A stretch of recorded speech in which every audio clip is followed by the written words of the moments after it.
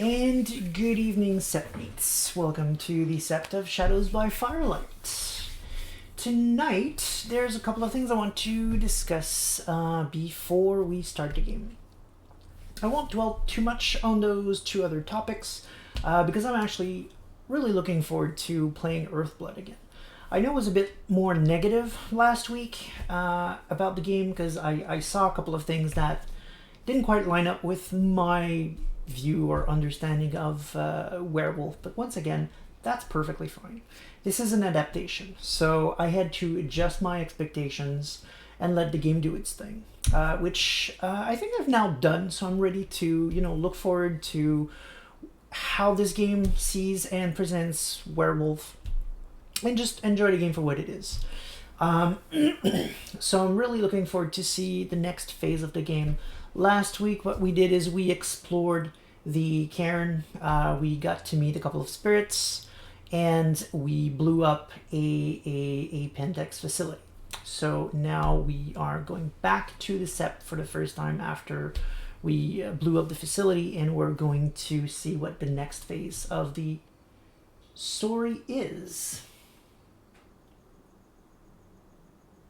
Terraria says, notice silence might be useful to you, a bunch of license-free music. The music of the game should be playing, actually. If you're not hearing it, that's concerning. Interesting. Is there music here? Yeah, I'm hearing sounds from the forest and such, and here the music is starting. Usually what I do is I let the music of the game in the background, essentially, because I have to boot it in advance anyway. So I just figured I'll leave the music from the game playing. However, I can't do that. I just remember I cannot do that with Earthblood, so I'm just going to actually start the game proper. Because it's copyrighted music, and we don't want that. So yeah, there are two things I want to discuss before we start the game. First is a bit of bad news, and then we've got good news. Oh, I see. That is why I was showing it. Okay, perfect. Good. Yeah. Thanks for making me think of that. So the first bit of bad news for everyone who were looking forward to Bloodlines 2 is that it's been delayed. Essentially, what they're doing is they're switching developers. I would invite everyone to still keep an open mind. I know it sounds like a big deal, and it could be. However, these things actually happen more than we think. Even me professionally, when I was in the video game industry, I was involved with a game where we switched devs in the middle of production. It happens. And when the game came out, it was fine. I'm not going to name the game for NDA reasons. These are the kind of things they don't want us to talk about. Mostly because it just, it creates concern where it's not always due. So these things tend to happen usually before a game is announced. The weird thing here is that it happened after so many years. It happened when the game has been announced for quite a while now. That's the weird part. These things are usually done much earlier. But they do happen. They really do happen. They don't necessarily mean much. Could just be that the devs weren't going fast enough, or it could be because the publishers needed the team on some other project. If they thought they could be done in, let's say, 4 years, for example, and now they took 4.5, but now there's this other title that the publisher wants to prioritize, and they thought they would have this team available by then, it's possible they could just move the team to the new project and get someone to settle in. I'm not saying it's what's happening. I'm just saying there's a lot of reasons why these things can happen that don't necessarily mean the game is broken. Even if the game is broken, it's possible. But even then, quite frankly, that's not to be worried because that is even more frequent. A great example for me of a game that was actually completely broken even a couple of months before it came out is Horizon Zero Dawn. And this one I can talk openly about because A, I was not involved with it, and B, it's public knowledge. They, at GDC a couple of years back, they did a very interesting postmortem where they talk about all of this. And what happened is essentially, even a couple of months before the game came out, it was considered pretty much a mess and a bad game, even by the devs. They wanted it to be good and they had faith in the project, but it just didn't come together. There were things missing, and all of the playtests they did with players ended up with players hating the game. So they turned it around in just like 3 or 4 months, I believe, or something like that. I don't remember the exact timing of it because I've watched that postmortem a long time ago. But they turned it around in just a couple of months and they made a masterpiece, in my opinion. The end result is potentially my favorite game ever, like at least in the top 3. So is it a hint that things aren't going in the direction that the publisher would want, or at least Paradox would want? Sure. I mean, it's a high probability. Is it a big deal? Not really. There's plenty of time to fix it, and the end result could still be a masterpiece. It happens all the time. A lot of the big games you can think of that you really love were actually messes, like a month before release. It's very constant. An interesting book, if you want an insider view of these kind of things, is called Blood, Sweat, and Pixels. It's actually a success story per chapter. It's about a different game each chapter that runs you through the difficulties of development of each of those games, and some of them are pretty big. If I remember correctly, you've got Uncharted 4 in there, where they've essentially restarted production 2 or 3 times. The game was a mess and it didn't work. They had to fire people on the same level as the firings we've seen in Bloodlines 2, because it just wasn't working, it wasn't meshing. Some people were just sick of it and just went on other projects.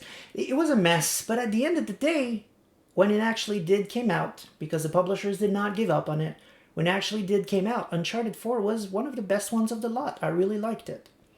So what I'm saying is, keep faith until the game is in your hands. If you want to reserve, wait until the game's actually out and the reviews are in before you buy, that's perfectly fine. No one's saying you should pre-order. I never do pre-order except this game. The only game I've ever pre-ordered, I think, is Earthblood, but that's just because Werewolf was written on it. It's fine. If you want to wait, sure, that's wise. But it's no big deal. The announcement essentially does not mean the project is going to be bad in any way, shape, or form. Please give it time. Please wait and see what the next news are going to be. And if things are going fine, maybe you're just going to have a gem in your hands in 1 year's time. So, yeah. So, yes, change the team. So it's important to know that and be aware of that and take it into account. But no, it doesn't mean that everything is going to hell.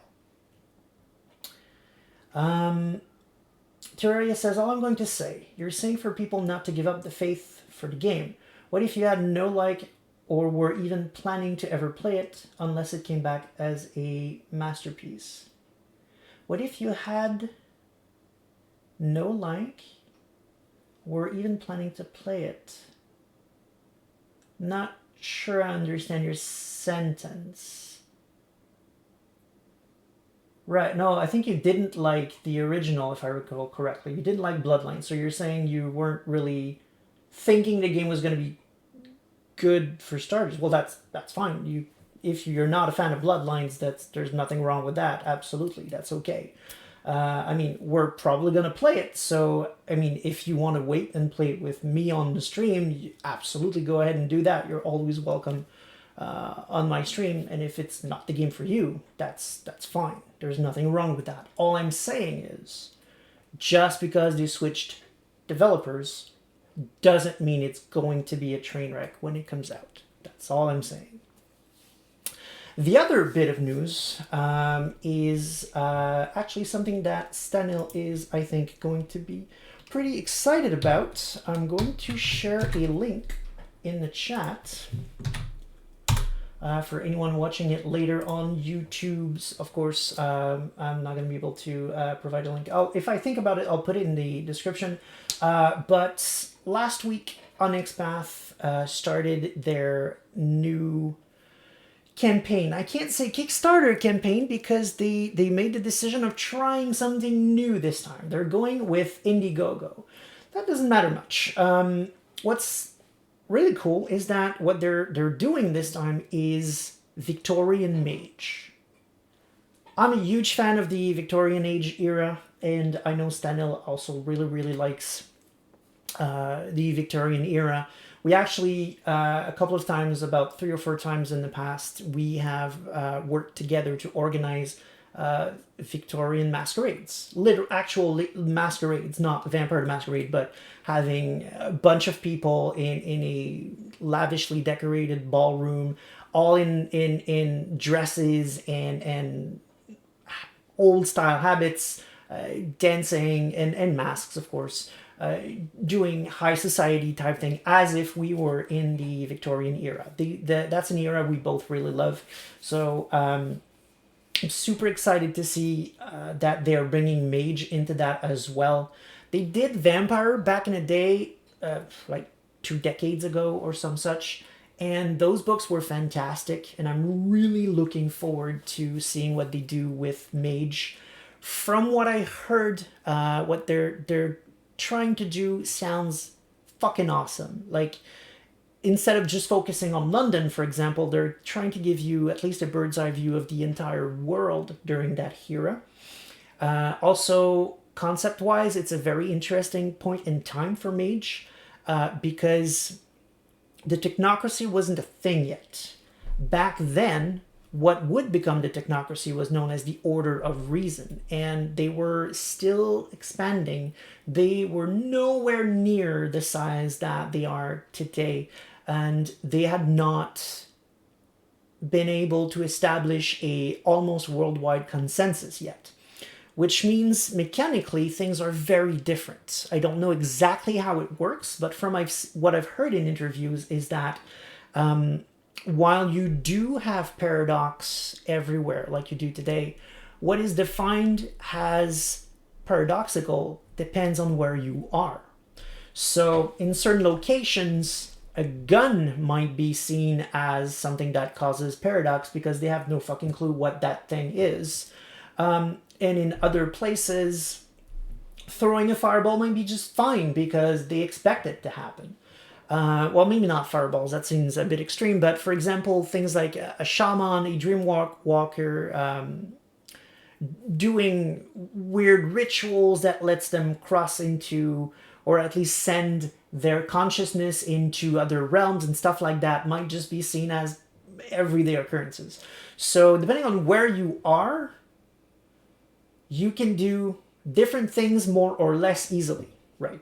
My sentence is a bit weird, but the nuts and bolts of it is that it sounds really cool with certain traditions and or the Order of Reason being having the home advantage essentially, which is just not the case today. So that sounds very interesting to me. So if that sounds cool to you, the link is in the chat. I will try to remember to put it in the description as well when it goes on YouTube. It's about a week in, or a week and a half in, so there's still plenty of time to back it up. Charia says, I already lost any want to give it a chance when they said the character would start off as a thin blood, and the factions not being the tabletop RPG factions. To be fair, I'm not exactly turned on by playing a thin blood either. But I'm willing to give it a try. I mean, I really liked Bloodlines when it came out, despite it being very broken. So I'm willing to give it a try and see what kind of new experiences that can bring to the table. The factions not being the tabletop RPG factions, actually, I had not heard about that, and I found that to be a bit weird. I'll have to look into that, actually. I don't know why they would do that. But then again, Earthblood is taking all kinds of liberties too, so maybe that's just the kind of thing they're doing with this slew of PC games. Not PC, but video games. I don't know. I'll check into that, absolutely. Thanks for letting me know. That may be not cause for concern, but a potential, let's say, slight turnoff. But I'll look into it. Thanks for letting me know. Then he also says, not to sound negative, Nancy, I was wishing it would be a core book like Vampire Dark Ages. Oh, isn't it a core book? Should be core bookish. Let me just browse that quickly. I mean, it's not a small book based on what they're putting on the page here. Created deluxe hardcover edition of this supplement. Create deluxe edition with a leatherette style cover featuring the title of the book. It's a 200s page. Yeah, okay, that's not a core book with just 200. It's the damn pretty book, though. Then again, just because it's not a core book doesn't mean it's not gonna have its sub-books, I guess. They have on occasion made books that were not per se core books that still got other books underneath it. It seems unlikely, but we'll see. Even if it's just that the one book, if it's awesome, it's awesome. I mean, calling it a core or not, I mean, I get what you mean. It would be nice as a game line, but it could still be, I guess, because I don't think they expected it to be as successful as it is. Apparently, it's really burning through stretch goals. I haven't looked in a couple of days, but I saw a couple of updates pass by where they were just saying that we were burning through stretch goals, so I'll look into that. But it could still be beefed up into its own line eventually down the line if it's as popular as it sounds to be. Who knows? Let's see, it's right here actually. Stretch goals. 1, 2, 3, 4. 4 stretch goals. And we're about a week in. That's pretty good. It could be expanded on if it does that well. Who knows? We'll see where it happens.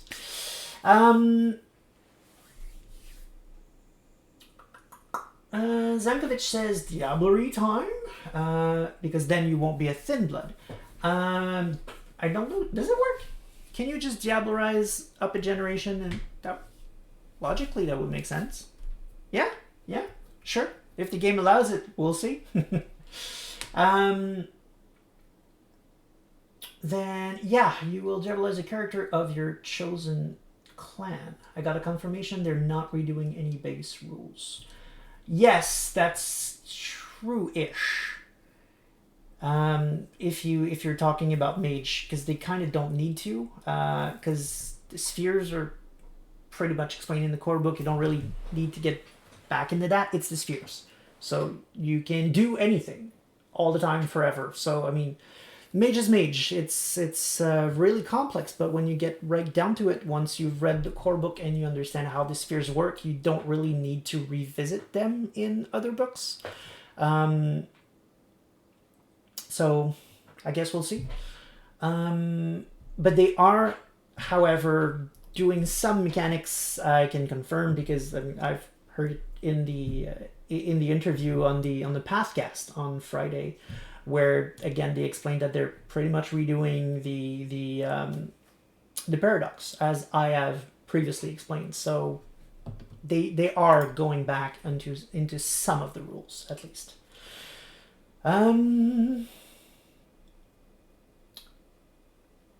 Ture says, we don't know how far in the game they will Diablerize. Okay, so so you do Diablerize is what you're saying. That's how you become... That's how you gain your faction, is what you're saying? You Diablerize someone? That sounds weird. I mean, I get how that would give you a clan, but not a faction.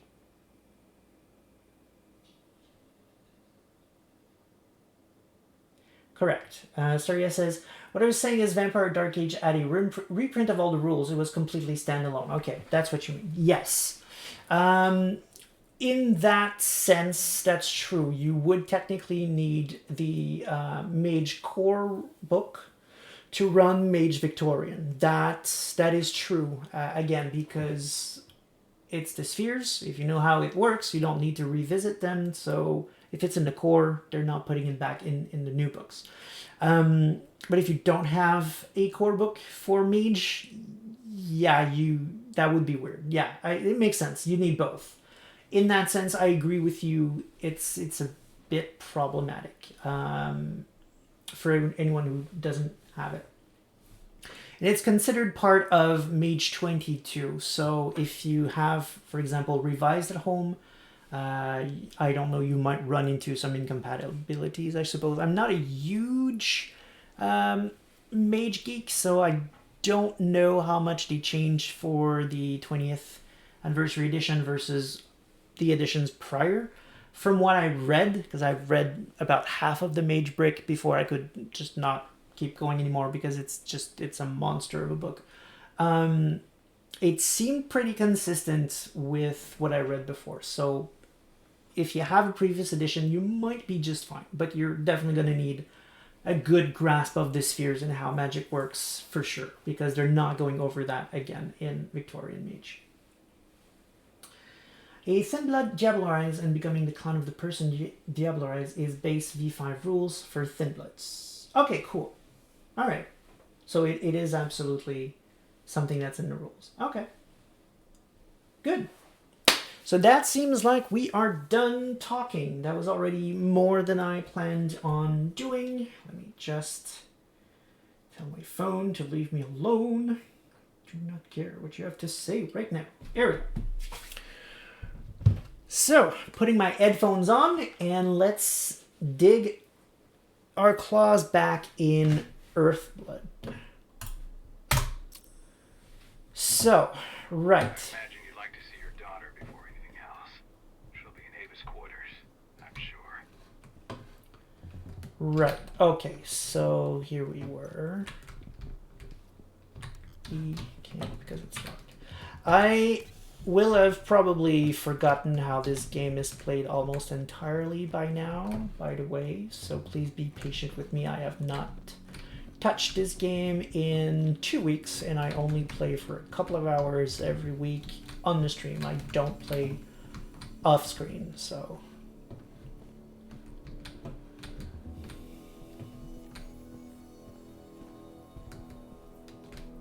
Taria says, bad phone. Bad phone? Not sure I'm following you. And Naxiferam says, I have no patience! Not sure what you're not patient about, but, I mean, it's fitting. We're playing werewolves, so here's your rage point, my friend. Put it on your sheet. Oh, right, because I just said be patient with me. Okay, sorry. Yeah, no. Wow, okay. I was slow to pick up on that one. I'm going to explore just a little bit, because if memory serves... We found a spirit last time, and it sounds like the game brought us back a bit earlier. Alright, you know what? I don't care. I don't need upgrades much anyway. So let's do this. Right, I said my phone. Right. Sorry, wow. Tonight, apparently, I don't make any links, so... Deep diving on the lore is going to be interesting if my brain is offline and I can't even follow through very simple references that I myself start. How do I shift again? C. Right. Yeah. Yeah, still not a fan of that, though. The weird effect just because I'm good at stealth. You would think that being good at stealth would make you less visible, but no, let's put a bright red spot on it.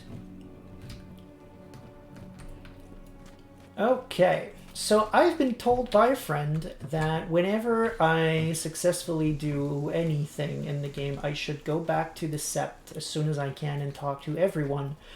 because that's how I get side quests. And I'm actually very interested in the side quests of this game. Because I feel like if we're going to have any kind of lore, or at least attempts at lore, in the sense that, for example, putting the dead people to rest was probably their vision of a Gathering for the Departed, for example. That's where we're going to see these things. So I'm just trying to be a bit thorough here and get the hang of the controls again as I do. Terraria says, you are rounding today. Yeah, indeed. You can turn it off at the totem. Okay, nice. No, not everyone. Only the totem gives you... Oh! Okay, so just the totem gives us quests. Okay, good to know. Weird choice, but... Well, not weird. Actually, it makes sense. It's just that... I would have thought... having people, you know, talk to you would have, you know, expanded a bit on their universe and their characters. But okay, I guess people just get expanded when story happens. Okay, quickly, did we check that? The Mother Goddess is the most ancient, most powerful of spirits from legends. Not sure. Yes, we did see that. Okay, yeah, moving on. So I suppose I'll go straight to the story for now, and then go back to better computers on the totem. I'm just going to assume everything lying around in the cairn are things that I've already read. Kahal. Ava. You know I hate it when people mess with my stuff. That's an impressive amount of equipment. It's the bare minimum for leading a handful of activists against a megacorp like Endrin. Haven't changed much, have you? Aside from a couple of new lines on your face. Thanks, asshole. You know, always knew you'd come back. It was just a matter of when. This isn't quite the reunion I had in mind. But it's a happy one. I heard about your handiwork at the mine. That was quick. Adana. Kahal? You must have a lot to talk about. I'll go check on the solar panels. Catch you later. Adana, how are you doing? You've grown. It's not worth trying to rebuild that bridge now, Kahal. Not after abandoning me for 5 years. I understand her, or she doesn't understand. I mean, I guess I understand her. I'm sorry, Adana. Where do you think an apology is going to get you? You know, it was hard enough to get over Mom's death, but dealing with the fact that you chose to leave me behind when I needed you most, that left a scar. You were so focused on doing what you thought was right, that you never thought about what it might do to me.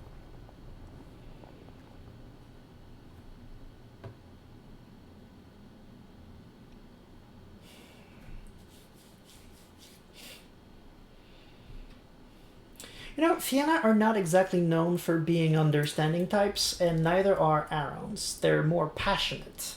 So, I mean, a need to explain his feelings seems more roleplay for this particular combo. So, you know what? I'm gonna go with Maybe this. you're right. I didn't think about how it might hurt you. I spent those 5 years finding my way back to the man I was. Even if you were with me, I wouldn't have been me. And you'd have been just as alone. I was in no state to look after you. I couldn't have been the father you needed. I wasn't. Stop, Kahal. I'm really not in the mood to hear you rewrite our family history. Endrin just carved a bloody wound into my cairn. They killed my friends. Right now, all I care about is tearing Endrin apart. Rodko told me you and Ava were undercover at Endrin during the attack. That's right. I managed to infiltrate the fracking site. They just upped my security clearance, too. I've got access to their protected data. This is the best chance we've ever had at taking Endrin down. We sink them from the inside. Okay, let me just check the chat because it boomed apparently. Handful. Kill her, please. Ava? You don't like Ava? I guess. Hey now, what's your words? I think that's because I said the Fianna are not known for being the understanding type. What all I just meant is that they, well, they have a history. Let's just say they have fewer wars than the Get do, but they're pretty much next in line in terms of starting wars out of pride and wanting to be on top or right, I guess. Well, no, that's not fair. I suppose the Silver Fang would be next in line, but they're in the top over there. So I would. That's what I was trying to convey here. And yes, right. In the chat, from what I can see, Cheria thought that Zankovic was talking about him, where he was actually reacting to my comments on the Fianna. They're a cool tribe. I really like the Fianna. Don't get me wrong. They're just flawed like most tribes are. She doesn't realize the danger. Talk about the fracking site, find out more, or ask her about her plan. I think find out more is going to get us some extra information, and then when we come back, we can talk about these other things. But I don't think we'll get to explore all three of these options. Question her about her past. Let's try that. You really do take after your mother. Took me back at first. I miss her too, Cahal. I think about her every day. She would have been proud of you. If you say so.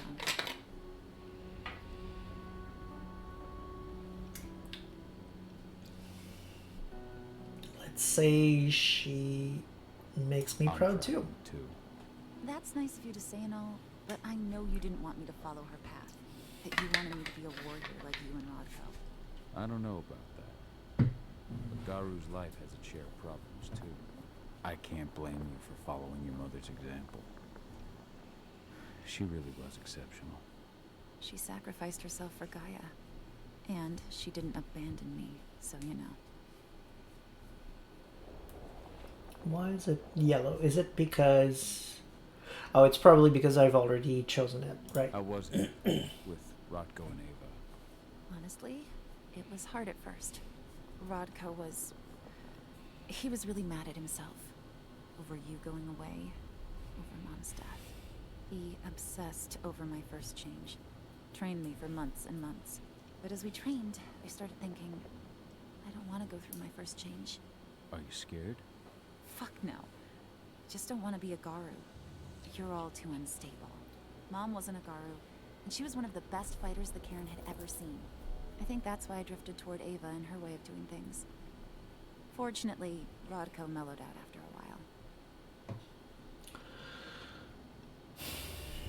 They're almost implying that being a Garu versus being a kinfolk is a question of choice.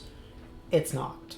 I'm not sure if they meant to imply it, but my reading of what was just said, I think she was talking about being stealth type versus being warrior type, but they definitely, for some reason, tied being Garu in that as if it was related. It's not.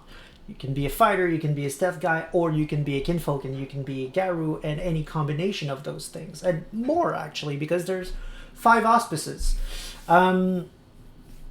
So, and 13 tribes. So you can also even glide into that, the tech aspect that she seems to be into as well. So there seems to be confusing a lot of issues together here. I don't know if that was intended or not, but if you're watching and you're trying to get a grasp of werewolf, just to be clear, kinfolk don't get to choose if they become werewolves or not. That is entirely Gaia's decision, and actually sometimes Luna, depending on which book you're reading. Let's just see then. Teria confirms that he hates Ava. I don't yet know why. I was not charmed, but we'll see how things go. I guess later in the game there are reasons to dislike her, but for now I'm fairly neutral. And Teria says, Faceball. One of the best fighters is a kinfolk. You have a problem. Yeah. I think the implication of one of the best, if you're referring to the mom, I don't think they meant fighter per se. She was more into infiltration, from what I got.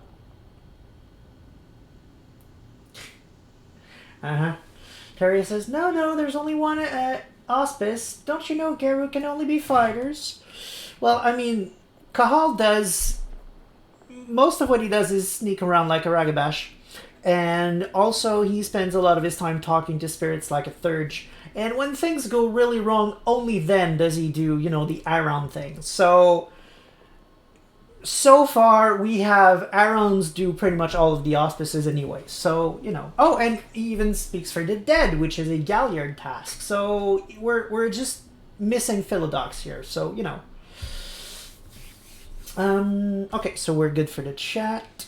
I'm gonna try There Are More Humans, because I hope the game explains to me a little bit why the veil is not a concern anymore. So I've noticed. There are a lot more humans in the cairn now than when I left. It took him some time to come around, but he finally realized that Ava's methods serve Gaia just as well as his do. Now he's got no problem with the idea of working with humans, or my choice to follow in Mom's footsteps. Yeah, the thing is, it's not his call. It's a law of the Litany. Working at Endron's fracking site. We're gonna take those assholes down from the inside.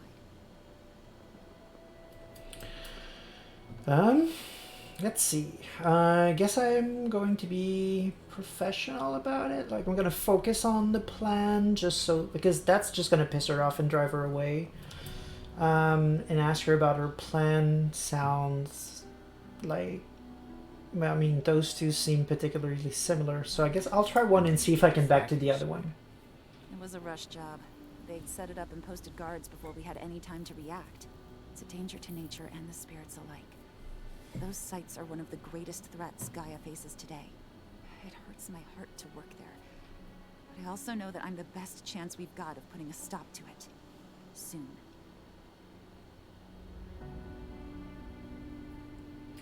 Caria says, Ava is the reason for Lenda Mankind, so she's the reason I hate her. Oh, okay, right. I mean... If this game ignores the litany like it looks like it does, then, I mean, I guess Ava has a point to a certain degree. I mean, obviously they're not concerned about the Second Inquisition in any way, shape, or form in this game, so, I mean, why not? If there's no Veil or Second Inquisition. Again, I mean, it looks like this game is an adaptation that takes a lot of liberties with the 5th edition situation and Werewolf in general. So from a fan perspective, I get where you're coming from, but in the continuation they appear to be building here, sure, why not? Tara's like, Ava does not have a point, don't let her win. Well, again, I'm not from the perspective of Werewolf the Apocalypse, but from the perspective of this game, seems like they decided she had a point. You know what? The hell with it. I've seen how bloodthirsty Endron is. Did you know they have a price on your head? They're not the first, and they're not about to scare me into stopping. There's too many already. And if we run, how will we honor their memory? The pack comes first. Besides, Endron doesn't suspect me at all. I'm secure over there. Secure? Endron has full confidence in me. Hell, the whole team at the fracking site looks to me for my expert chemical analyses. As long as I stay their golden girl, there's no way they'd imagine I'm connected to those scary eco-terrorists. Least of all the cairn. Okay. Terry says, why shouldn't we use the perspective of Werewolf for this game? Well, because it's sort of like starting with a strike. I mean, again, obviously they're taking liberties. So if you want to enjoy this game for what it is, you have to try to see what this game is trying to do. It really does not seem to be a direct adaptation of Werewolf. They're clearly doing their own thing. So I'm trying to judge it based on what it's trying to do, not on how accurate it is to Werewolf the Apocalypse. I'm probably going to make a video, however, on that specific topic. Like, how things are in the tabletop RPG and how things are in Earthblood eventually, like how things are different, because there's a lot. The more I think about the game, the more I see that there's a lot of things. Terry says, but it is advertised as a Werewolf the Apocalypse game. If they wanted to do their own thing, don't use the brand. It's not quite the same thing. It's you have to see it as, for example, if you're adapting a book to a movie.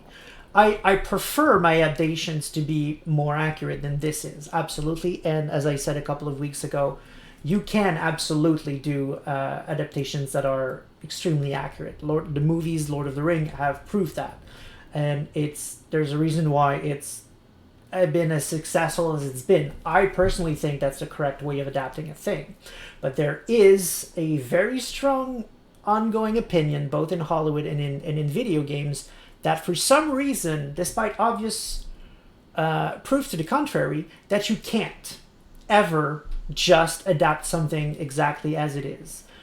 I really don't think that's true, but that is the general opinion of creatives, that you have to change things so that it fits the medium that you're doing now and the story that you are trying to do here. I mean, it's definitely not the first game that does that, and it's not going to be the last.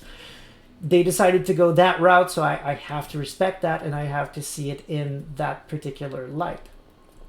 I mean, it happens all the time, and sometimes it works even. Take, for example, the Jurassic Park movie. It's fucking awesome, but it has almost nothing to do with the book. I've read the book after I became a huge fan of the movie when I was a kid. And, I mean, a couple of scenes sure match, but about 80% of the book is just completely different. You've got the same characters, but the events are different, the action scenes are different, there's a lot that just is completely not there. And a lot of what's in the book was actually used in some scenes that are in the Lost World movie. Adaptations do that. They take the bits that they like and they make something that is based on a book, for example, or a tabletop RPG, and they just, I guess, repackage it differently in a way that they feel fits their media better. Again, I disagree about that method, but it is a method that's been used extensively before.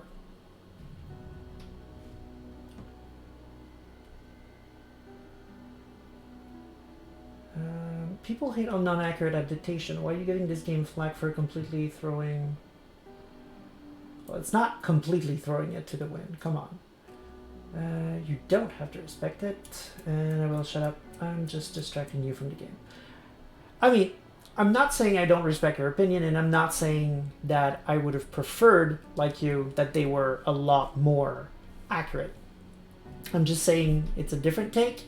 It's an approach that has been used before successfully, and that is seen as the way to do things. So you have two ways of approaching this. They chose one. We would have preferred the other. Doesn't mean it's the wrong choice.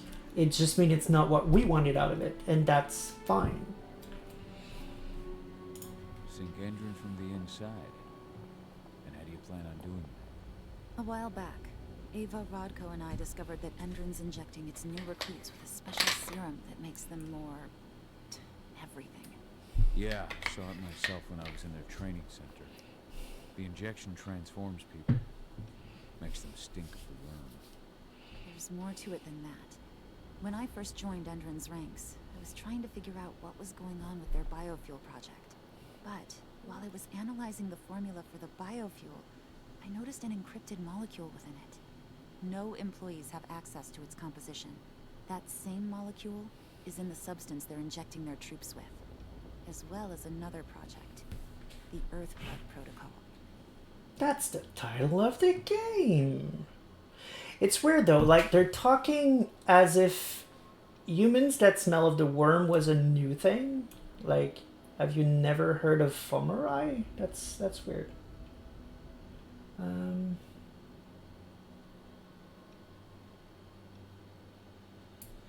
Okay, Terraria continues saying that it is the wrong choice. This is literally a werewolf game. They decided to put a Werewolf the Apocalypse branding on it.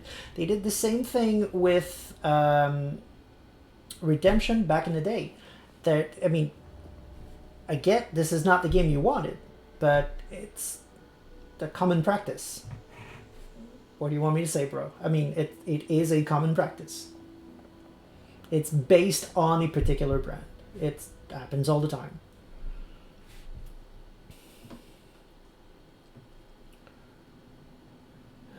Talk about the Earthblood protocol. Talk about the Endrin molecule. Let's try that just to see if they're going to talk a bit more about the Fumrai. Both their serum and their biofuel. Whatever it is, it's bad. Once we figure out what that mystery molecule really is, we'll know what they're pumping their soldiers with, and their plans for this biofuel. Then we'll leak that info to everyone who'll listen, block the biofuel's launch, and hopefully put the final nail in Endrin's coffin. Thing is, right now the encryption they're using on their data is impossible to break. That's why we came back. We wanted to tell Rodko how we were stuck and figure out what to do from here. Yeah, I read Ava's letter to Rodko. How can I help? If you want to help, go meet with Ava. She and Rodko will be figuring out our next steps. Alright, I'll come check in with her and then have a talk with Rodko. Any idea where I'll find her? By our solar panels. If you've got any other questions, you'll find me with the rest of the pack. They need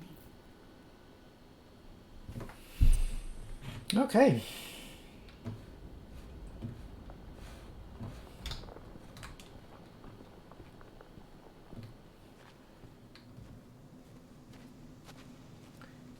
So that goes back out towards the solar panels. Let's first rush to the Karen Totem and see if we have a new side quest.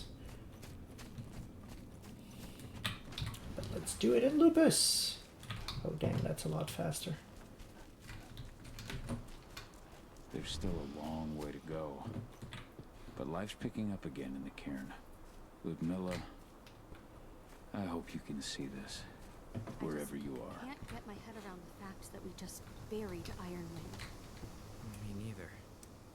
I figured he'd be the one burying all of us.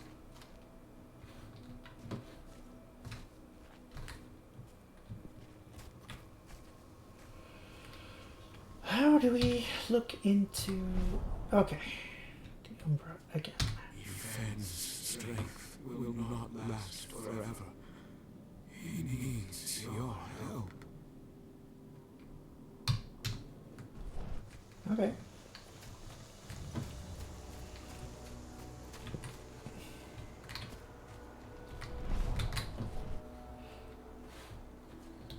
That's right. I think I need to be here to talk to Ephraim, right?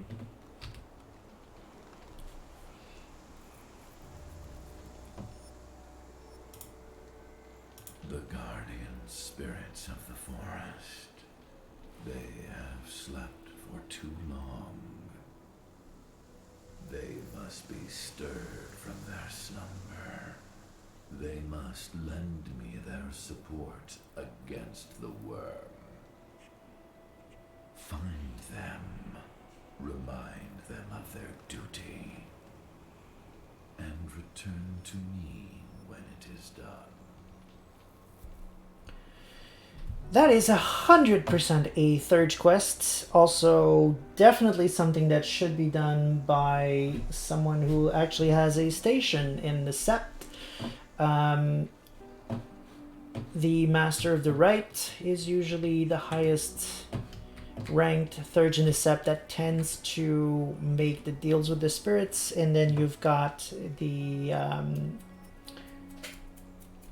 what's the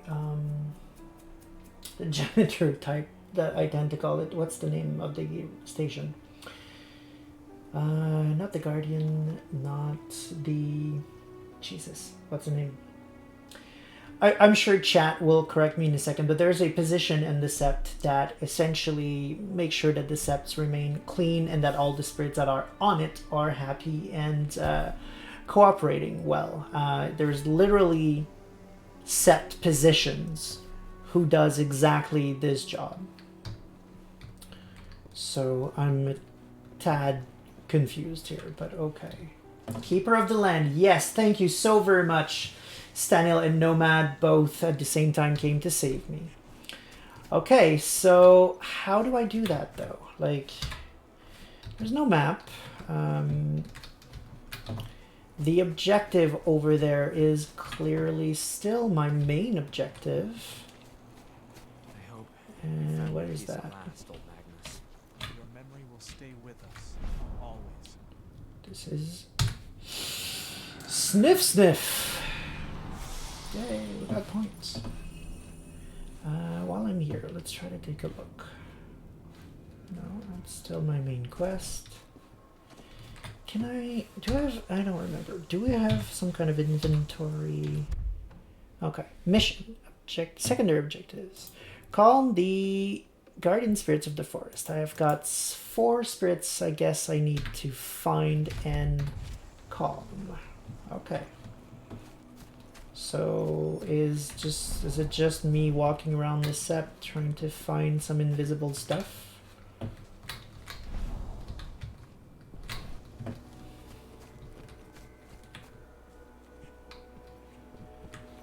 Yeah. I guess I'll do that.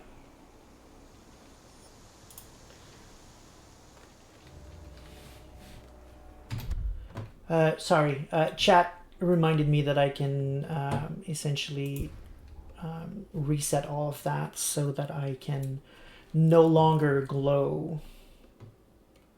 So this one is good. This one I will not take. Rage gains an additional slot. This is interesting. I'll have an easier time to heal myself. Don't need that. Take down now increase rage gains even more. Critical kills also increase rage. This investigator camera. Sure, I could do that. Got plenty of points. I don't need that.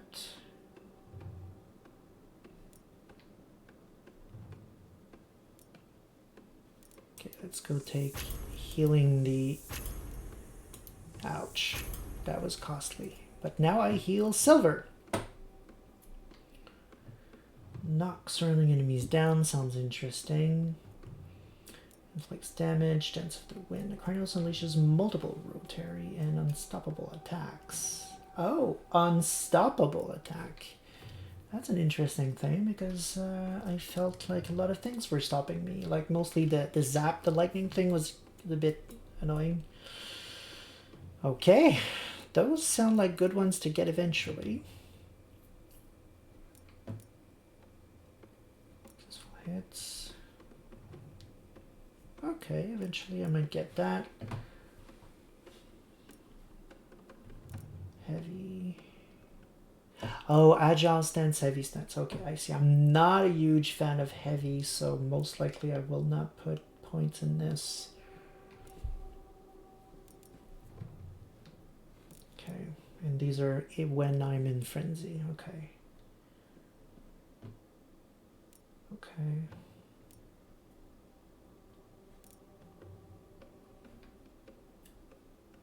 Oh, useful.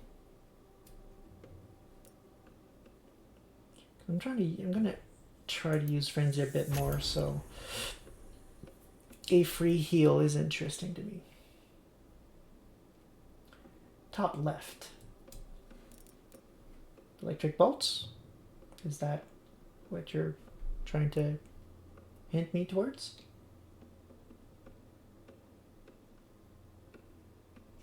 Guess so.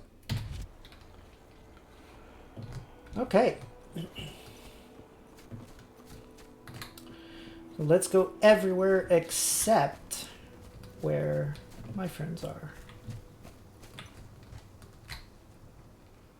So this is back to Pentex, right?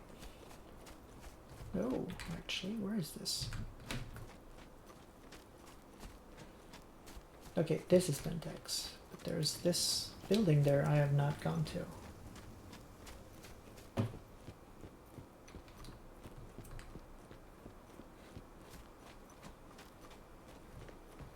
One of samples say? Exactly the same thing as before. The river's totally polluted. It's a miracle anything can survive in there. Send those results straight to Endron's lab. At least we'll get some decent pay out of all this.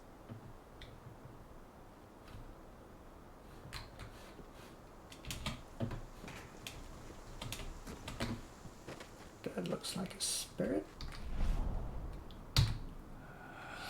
Sniff, sniffs. Also, chat confirms apparently that 2 extra isn't that useful. So I assume that refers to rage. And I think that makes sense. I would concur. I don't remember how combat flows all that well, but I felt I was a little short in rage, but not that much short, so I think that was a pretty good advice. Okay. Now the thing is, I feel that the side quest is being a bit obtuse. Like, shouldn't you know where the spirit you want me to talk to is slumbering? Hear me, raccoon spirit. Wake up.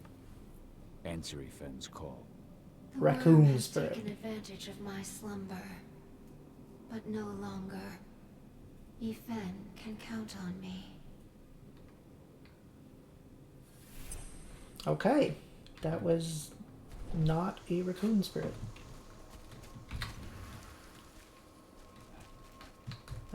For those who don't know, a raccoon spirit would look like a raccoon. Intron attacked their camp yesterday. Activists my ass. They're goddamn terrorists. I'm glad Endron's putting them in their place. I don't know. I don't have a lot of faith in Intron either. I tried talking to their guards at the mine. Real assholes, I'll tell you that. That's not all. A friend of mine went fishing near the dam, and all the fish were either dead or diseased. Whatever they're up to, it isn't good. Teria says, there's hardly time you'll need all 3, let alone need 5. And Nomad agrees with me that that is a strange looking raccoon indeed.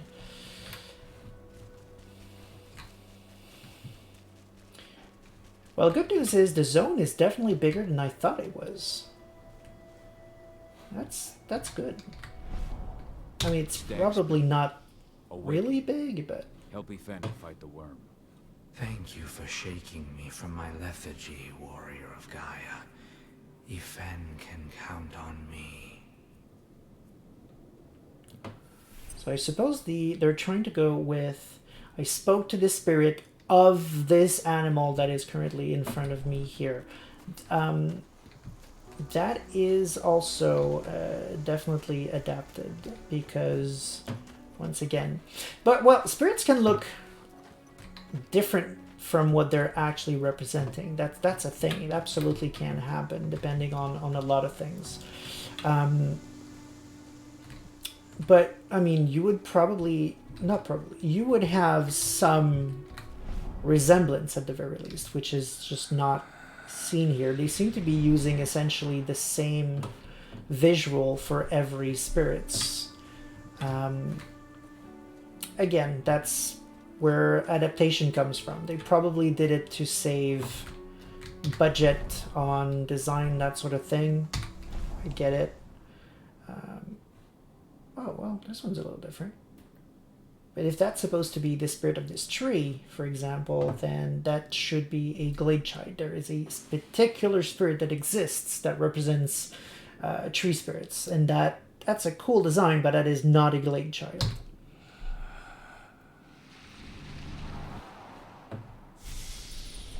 Alright, more points. I'm not going to complain about more points.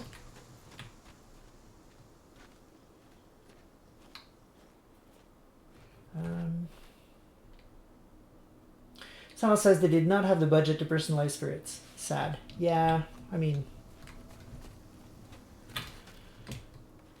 I honestly, maybe I'm talking through my ass. I have no idea how much budget they had, but since this has been... It's known to be a AA game, not a AAA game, so I'm just assuming that's the kind of place where they would feel it's okay to cut corners.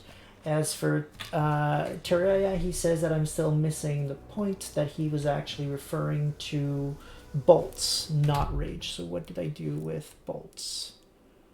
I don't think I took any. Oh, okay. Yeah, because you start with 3. If I took that, I could have 5. Okay. Yeah, no, absolutely 100% agreed. I don't even intend to use bolts at all, so yeah, no. If I use it, it'll be entirely just for sabotaging.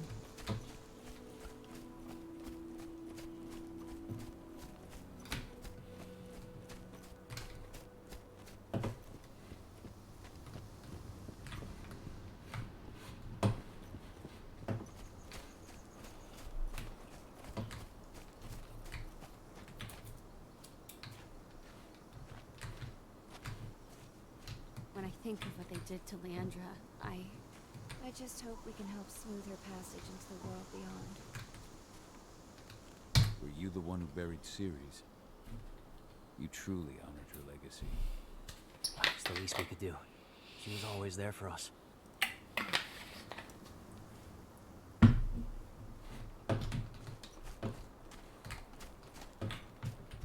Thank you for taking the time to honor the memory of Kitamona. She was an old friend. She spoke of you often. I just wish she could have had the chance to see you again.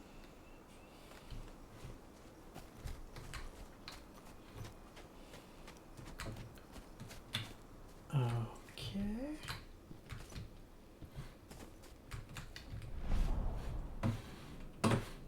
Well, okay. I would have expected this particular spot to have a spirit in it.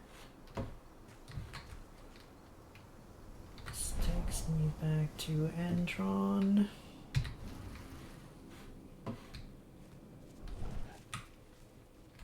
Wait. Are those spirits? Because I have an upgrade that lets me see spirits from further afar.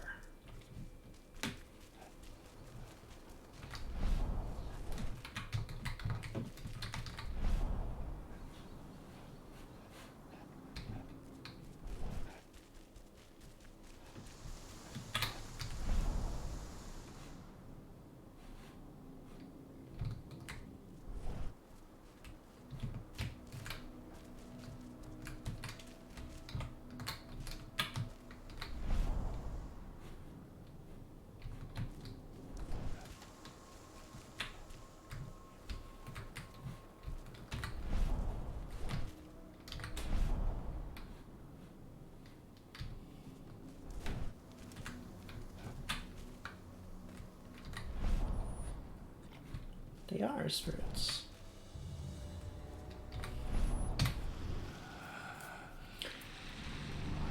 So a lot of sniffs around the cairn from the looks of it.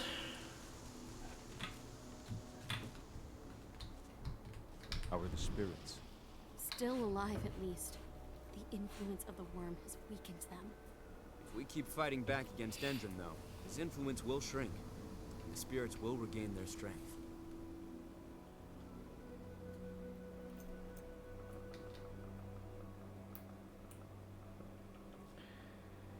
So Terraria says that he's calmed down. Here's why I'm so against you saying the game is its own thing, because it doesn't really do its own world building. Think of how confused you would be if you knew nothing about Werewolf the Apocalypse. So you saying it's its own thing isn't valid in my opinion. But I agree. That's why it's not a method I would personally ever use if I was adapting something. But again, it's been used in a lot of things, and a lot of those things are actually good, so not sure what you're expecting me to say here.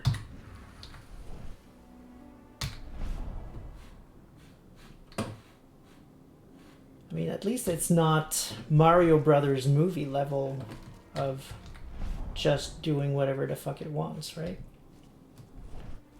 And if you've never seen the Mario Brothers movie, don't. Just don't. I feel my power fading.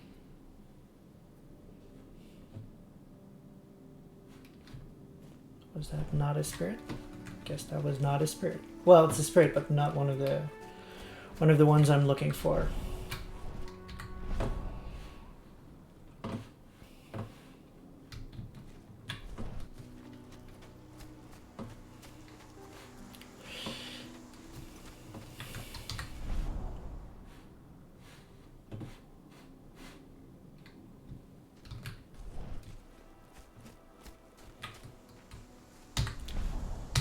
Alright, I guess today we are sniffing a lot of spirits. Not what I'm trying to do though. I'm trying to do the quests.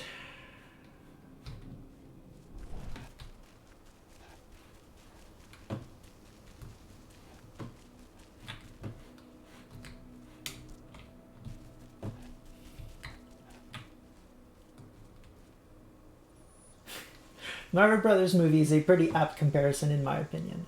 Well, I mean... Okay, I think we may have one, right? That's one, right?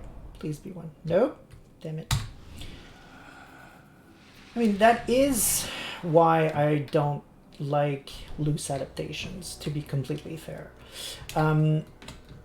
They tend to not properly convey why a setting is cool. But you have exceptions to that rule. Like the Witcher games, okay, that's one of them. The Witcher games are adaptations of the books, and the TV show is also an adaptation of the books. But there are plenty of differences between those two adaptations. There you have some of the stories you have in both. Like some of the legends of Geralt are both in the books and well, actually, in the books, in the movies, and in the games. And in each of these versions, some of these same events are completely different thematically and in how they took place. These are all adaptations that did their own thing with the same material. They're also all awesome. So it can be done well, even if you're doing a loose-ish adaptation.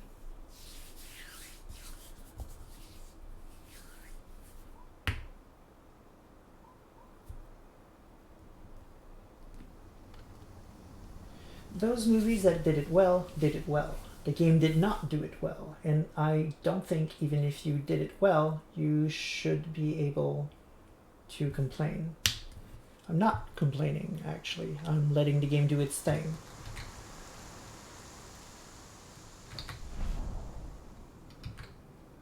Bear Spirit, wake up. Hear Ifen's call. I have slept for far too long. I did not feel the worms spreading. Ethan can count me among his stalwart allies.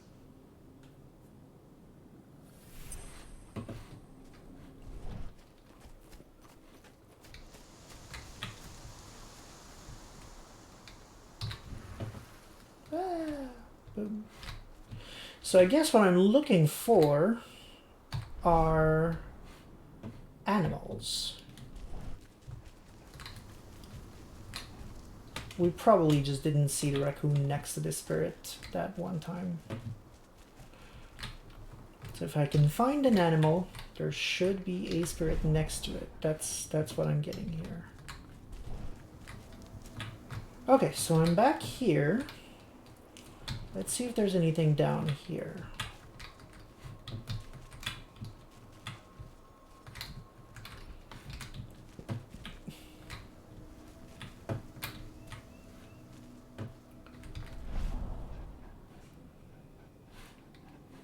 No. Okay. Starting to run out of places to look into. Mostly because I'm having a hard time mapping the place in my brain. I like the layout, but it is a bit kind of random, I guess. As you know, Magadon claims they opened a new lab to develop natural supplements. It's obviously a front, but they've got the public eating out of their hand. They just brought their supplements to market. If we don't expose them, a whole lot of unsuspecting people are going to get poisoned. The new lab of theirs is still under construction, and their security's full of holes. It's the perfect time to stage an attack. We split into 3 teams. You two take the north entrance. Me, Joe, and Ryan will take the south. Alex, Danny, Quinn, you 3 create a diversion at the east entrance. Everyone stay in contact. If we hear even a whisper of trouble, we're out of there. Be ready to act as soon as I hear from our mole.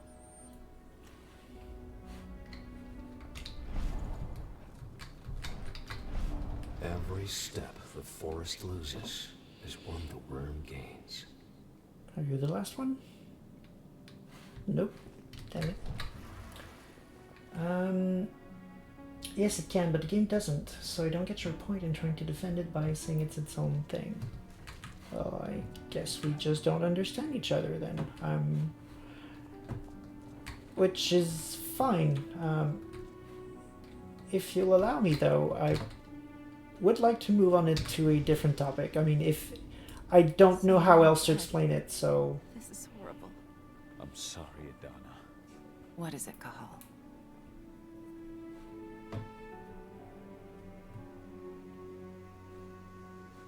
Or are those going to be... Yeah, those are going to be the same. I tried to get here as let's soon as see. I could, but I couldn't stop the massacre. It's not your fault. It's just... when I think about everyone we lost... Kidamona, Leandra, and all the others. Leandra was pregnant, too. Their cruelty has no limits. Endron's never had any limits. But those who we've lost will not have died in vain. Endron will pay for this. Do you know where I can find Ava? She's checking the solar panels. We'll talk later.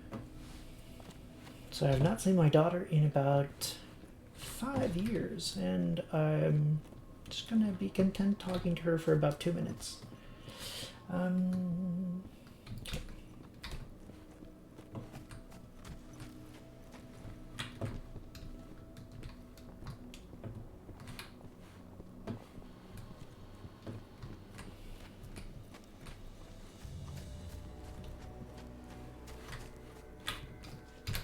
Okay. Hopefully I can move past her without triggering anything.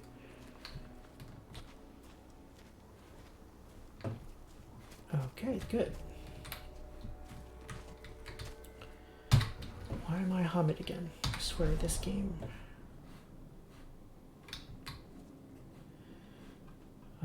Okay.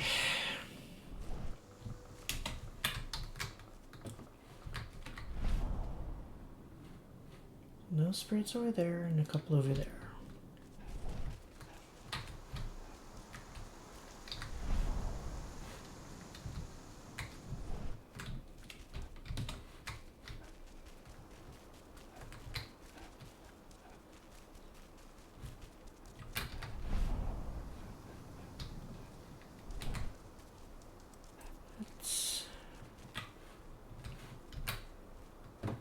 Okay, this is completely isolated, I guess.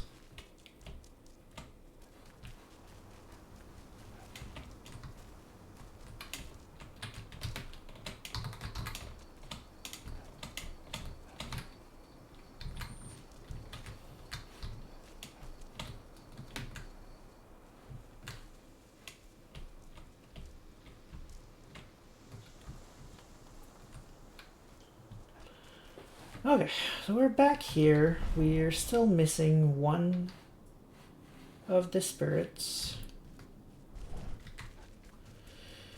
I still don't know if these glows that are not always there can take me to the specific spirits I'm looking for. Okay, no, they are always there. They just sometimes take a while to appear. Okay. Big one right under me. Okay, but I can't jump down there. That's problematic. Come on, game, work with me. Let me help you. Just trying to find my spirits.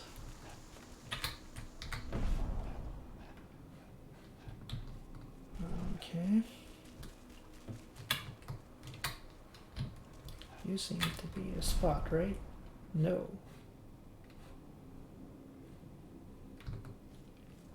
You're a spot. Okay.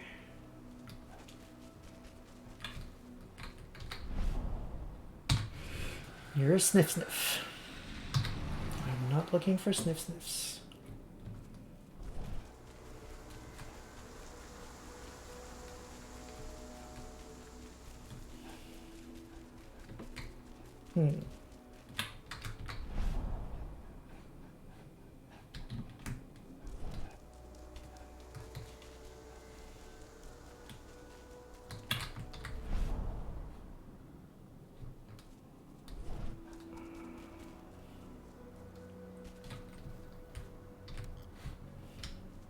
Obviously, I don't think I can go in there just yet. That's probably where my next mission is.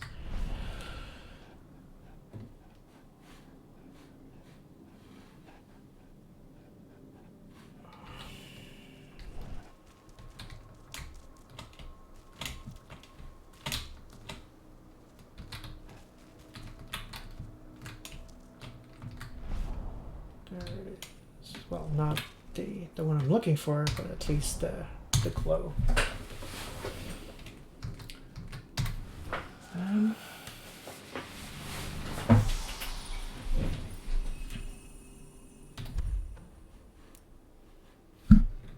Sorry, I'm just trying to catch back. Noxiferm says, the only reason why I'm not very happy about the game being a loose adaptation is the fact that there is a lack of more accurate representation of Werewolf the Apocalypse in video games. Completely fair. So this feels like a missed opportunity. Again, completely fair. And I agree. On the other hand, completely agree with Yoden. Adaptations aren't bad in themselves, be they loose or not, and let's not make this black and white. There are many reasons why you would walk away from the source material. Sources, medium, audiences, etc. Very much agreed. And Zankovit also by saying amen to that. Like Sifram says, but if we just throw adaptations out the window, we can probably remove most of the content that we enjoy. It's very true as well. Taria says, I'm not allowed to talk about it, so I won't respond. I'm not opposed to chat talking about it, as long as it stays respectful.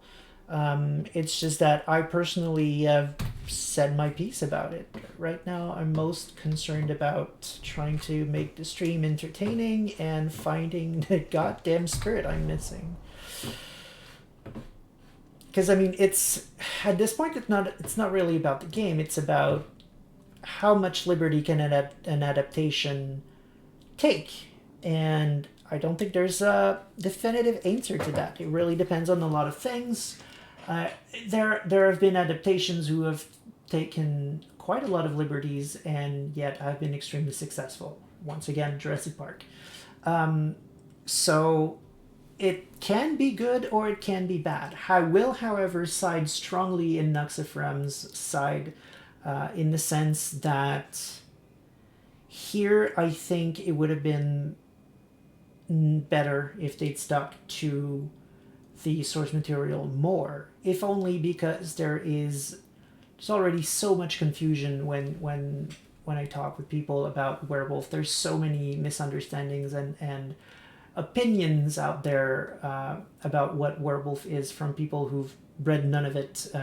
They've been exposed to it somewhat through Vampire or other things, and they have a preconceived notion of what Werewolf is, which is often not remotely accurate.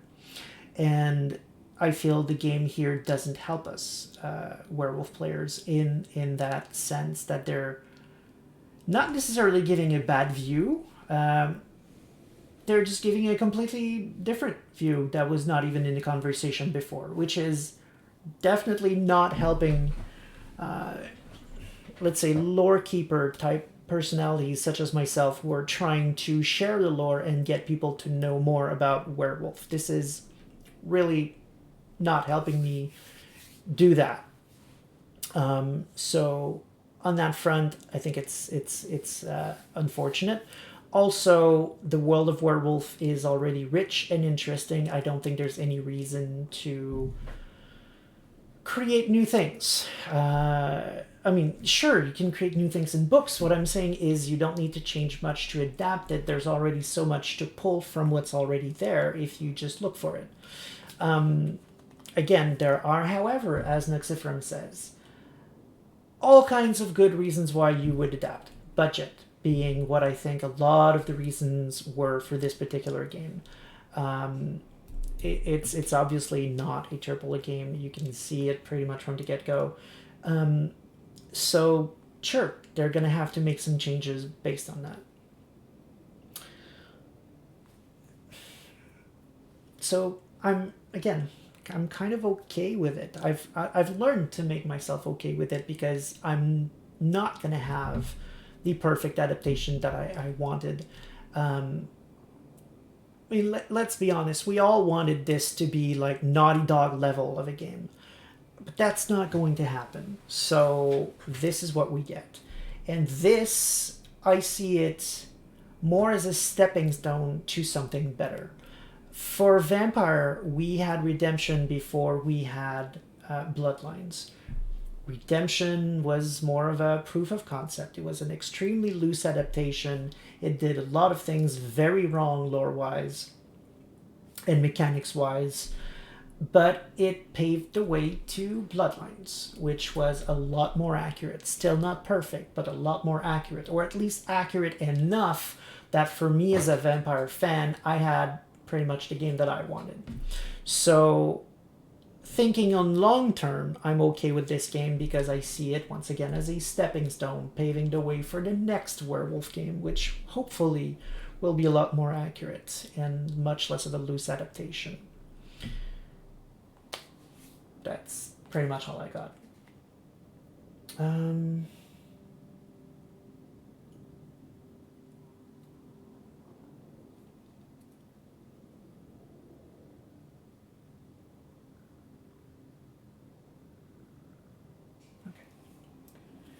So Terraria says, I was talking about this adaptation, not others.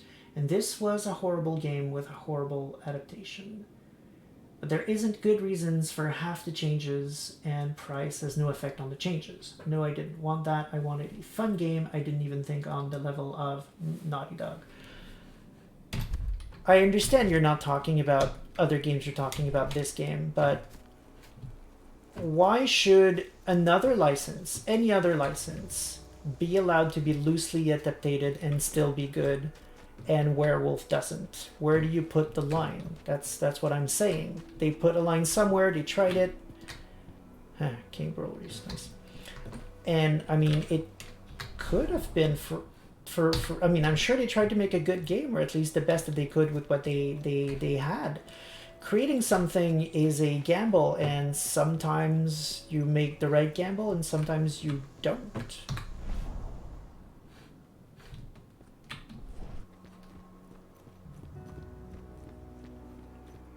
Jesus. Okay, I don't think I've been all the way over there, so let me try that. There are other places up there, so hopefully we'll have a nature spirit somewhere up there that needs to wake up.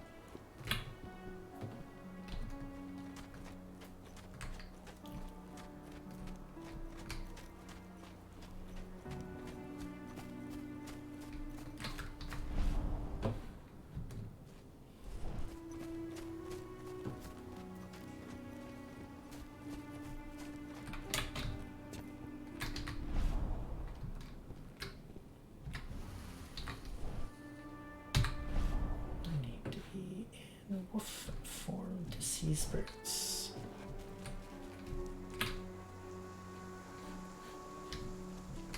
Okay.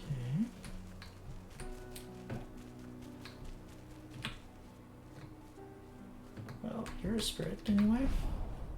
No, not even. Oh, okay. Okay.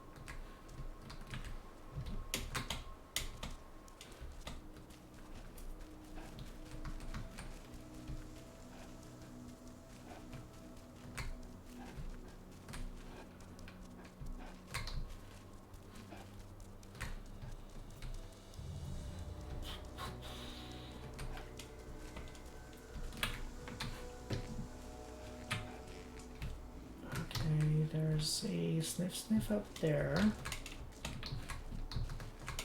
I guess that's a start. At least we get a lot of XP. Or not. Okay, we've already spoken to him. Okay, well, why are you still glowing?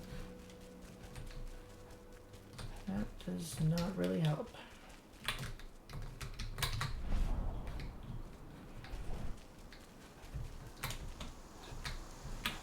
Can I cross here?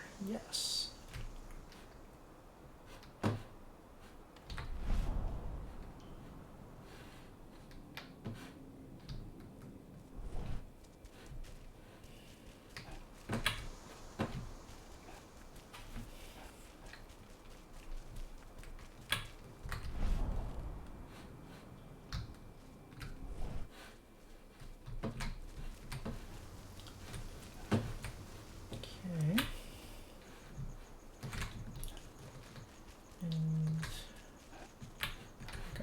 Turned around again.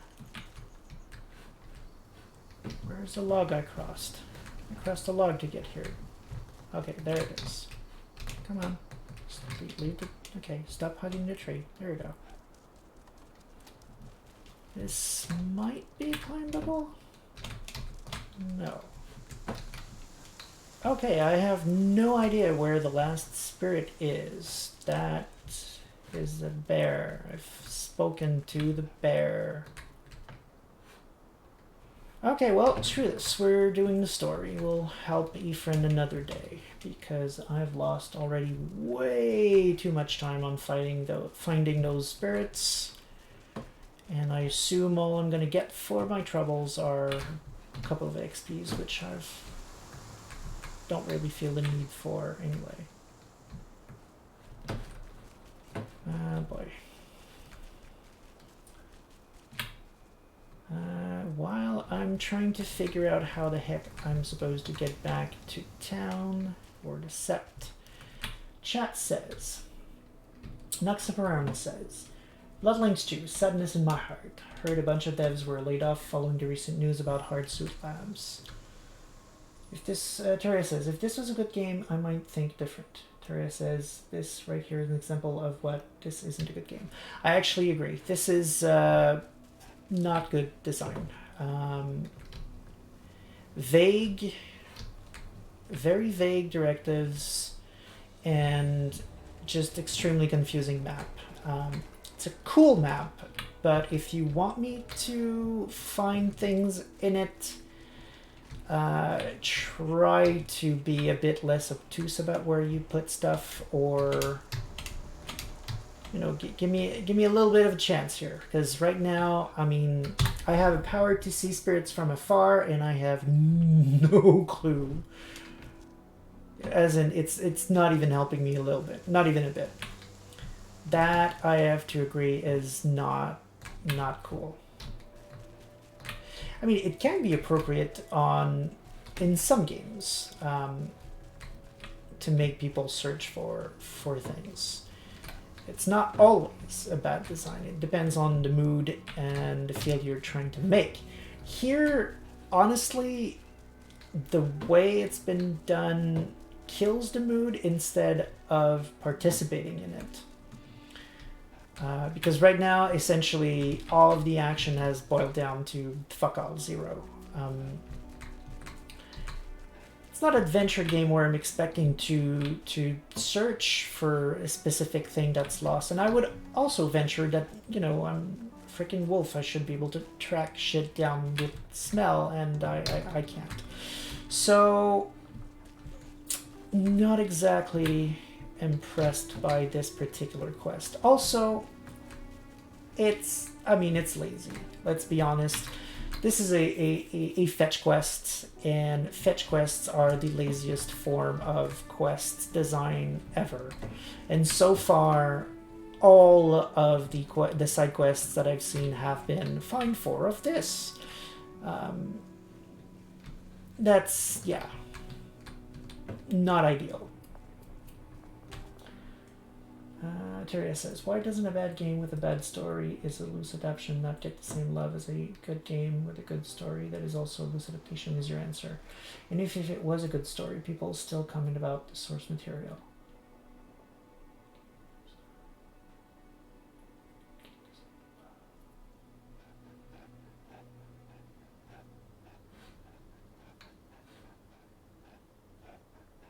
I'm not sure. I'm trying to analyze the sentence. I'm not getting there. But I think one of the main things is that I'm not yet convinced that it's a bad adaptation. It's different, for sure. I'm not seeing yet that it's a bad adaptation. Design isn't great. That I'm 100% with you there. But in terms of adaptations, so far, I mean, deciding not to include the litany makes sense because you don't want to drown your players into too much things. I would have found a way to put it in there personally, but I can understand why they removed it. I can see why the spirits all look the same for budgetary reasons. There's a lot that I can see that tells me why the changes are there, and I understand why they're there. I would have done it differently for sure, but I'm not ready to say that it's a bad adaptation yet.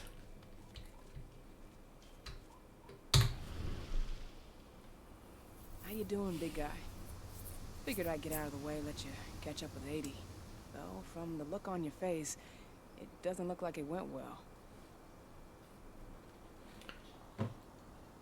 Confess, She's I still guess. angry at me for leaving. Can you blame her? Shit, being a teenager's bad enough, but Ludmilla's death, your exile, it was all hard on her. But you did what you had to. You had to get away from us to get yourself back on track. That's what I tried to tell her. I've been telling her that for years. Never eased her pain, though. But you're back now. It'll pass. Just give it time.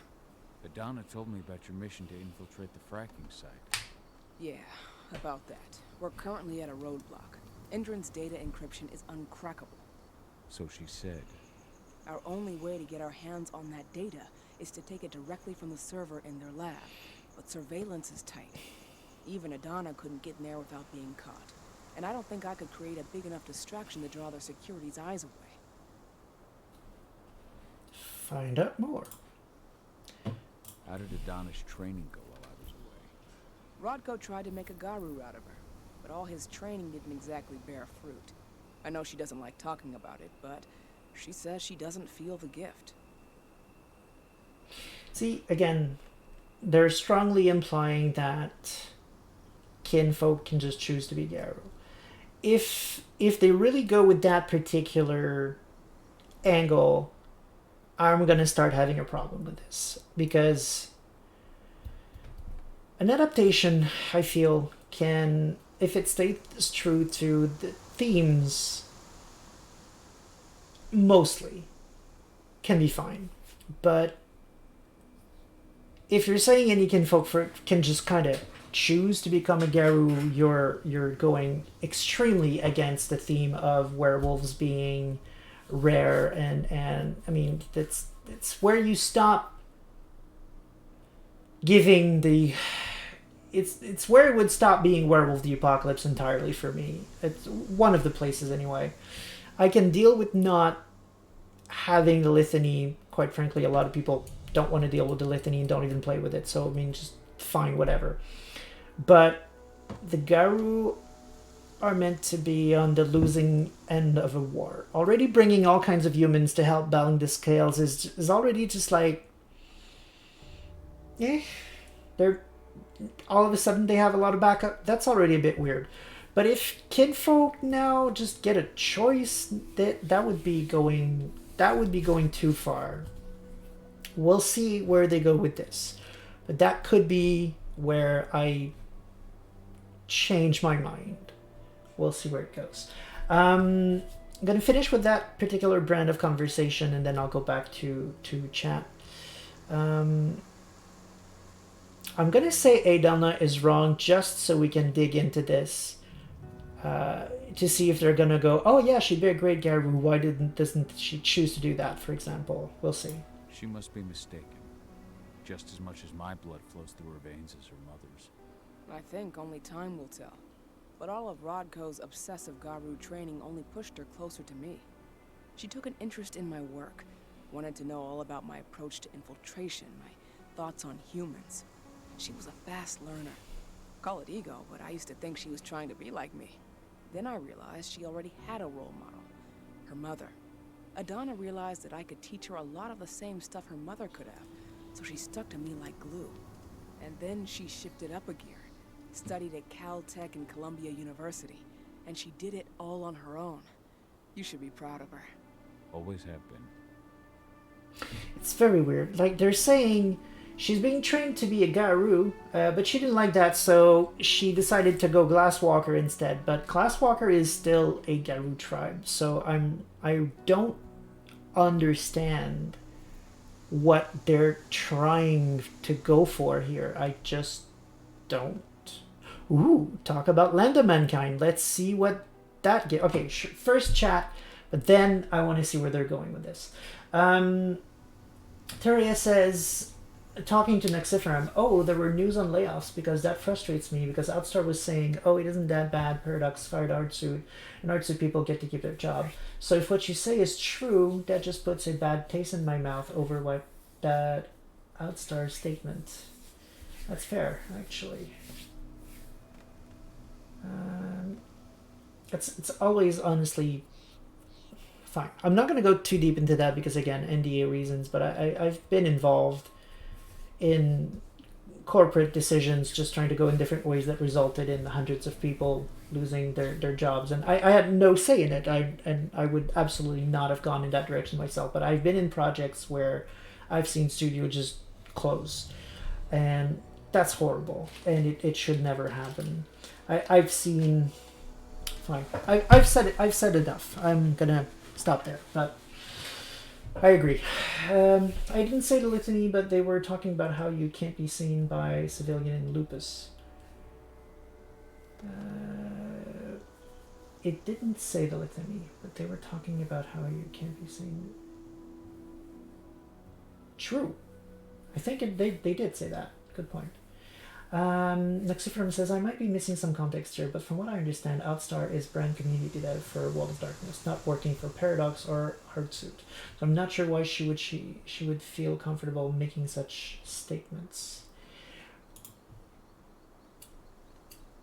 She is indeed brand community dev for World of Darkness. That's true. Wood, however, is owned by Paradox, so she would have some insight into that. She does not, however, work for Artsuit or is affiliated to Artsuit. They are both owned by Paradox, but that, again, doesn't mean she has necessarily insider knowledge on Artsuit. She may have said that when she thought it was true, potentially, and then Paradox turned around and made a different call. It's entirely possible. Still, it sucks. Whatever it is, it sucks.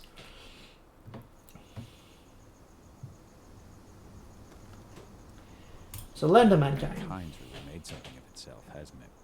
Yeah, took us a while, but we've got a solid group, and our name's out there. The bigger we get, the more we can do.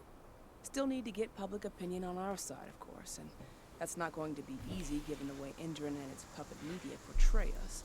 But the longer we fight, the better we can reclaim our narrative. The people will come to realize we're fighting for them in due time. Public opinions. Werewolves should not ever be talking about getting the public opinion. Okay. I wish someone would mention the litany somewhere just so we could know for sure. Oh, yay. From what I've seen, you've got an uphill battle in the court of public opinion. That's for sure. Indran's media mouthpieces have done a hell of a job of painting us as terrorists. But hey, it could work out in our favor in the end. If we bring Indran's abuses to light... Their smear campaign against you would just be one more strike against them. That could work. Sounds like she's talking about the public opinion of Lenda Mankind specifically. as if those are two known entities, and humans don't necessarily know about werewolves, but they know about the Greenpeace, I guess, equivalent, that is Lambda Mankind. But Lambda Mankind does know about werewolves, so that's already a big problem.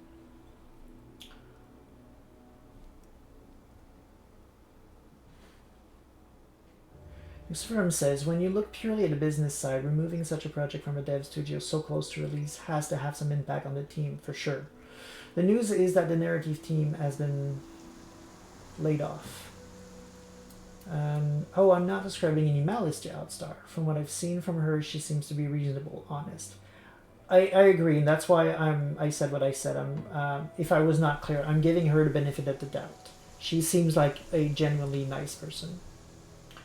Teria says, you know, I might understand Ava if she was child of Gaia. Also, fair point. Also, at least at this point, there has been no mention of Ava actually being Garou. So other than a trailer saying she is Glasswalker, we the player would know she's Garou. Very true. Very true. Nuxiferam, I have no idea what you just typed. So could she be...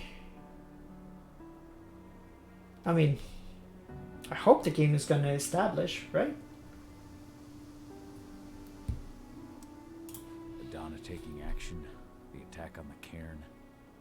It's hard for me to ignore the parallels with the day Ludmilla died. Indeed. I suppose the infiltration strategy doesn't exactly help things, huh? No shit. Yeah. I'm terrified that we might somehow see a repeat of 5 years ago. Don't worry, Cahal. Even if the broad strokes are similar, the details are completely different. We lost Ludmilla because we didn't know that Indran was working with the Black Spiral Dancer. Piece of shit must have realized Ludmilla was one of us. Nothing else could have. There's no way in hell that's happening again. We've checked Indran's security on all their sites around Tucker's Mill. There are no Black Spiral Dancers, not one. Adana's got this. She'll be safe.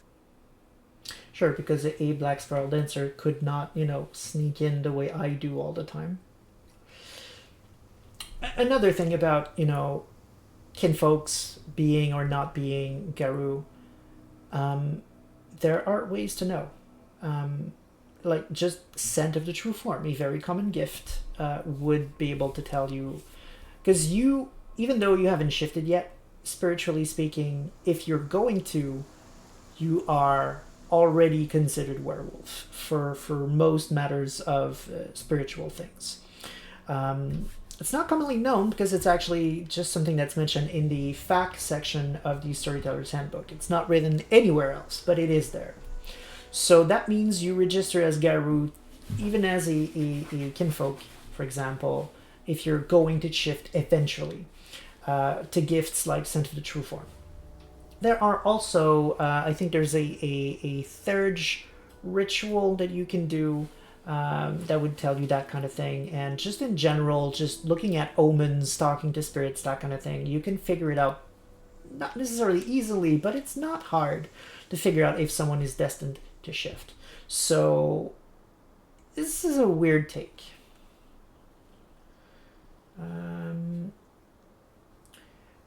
Teria, talking to Nuxiferm, says, oh, the narrative team was laid off a few months ago. Nuxiferm replies, not talking about old news, referring to new layoffs. Hardsuit Labs is laying off a number, that's a quote, a number of developers just under a week after Paradox Interactive announced that the Seattle-based developer would no longer be working on Vampire the Masquerade Bloodlines 2. That sucks. That's really... Sorry to hear that, though. I did not know that.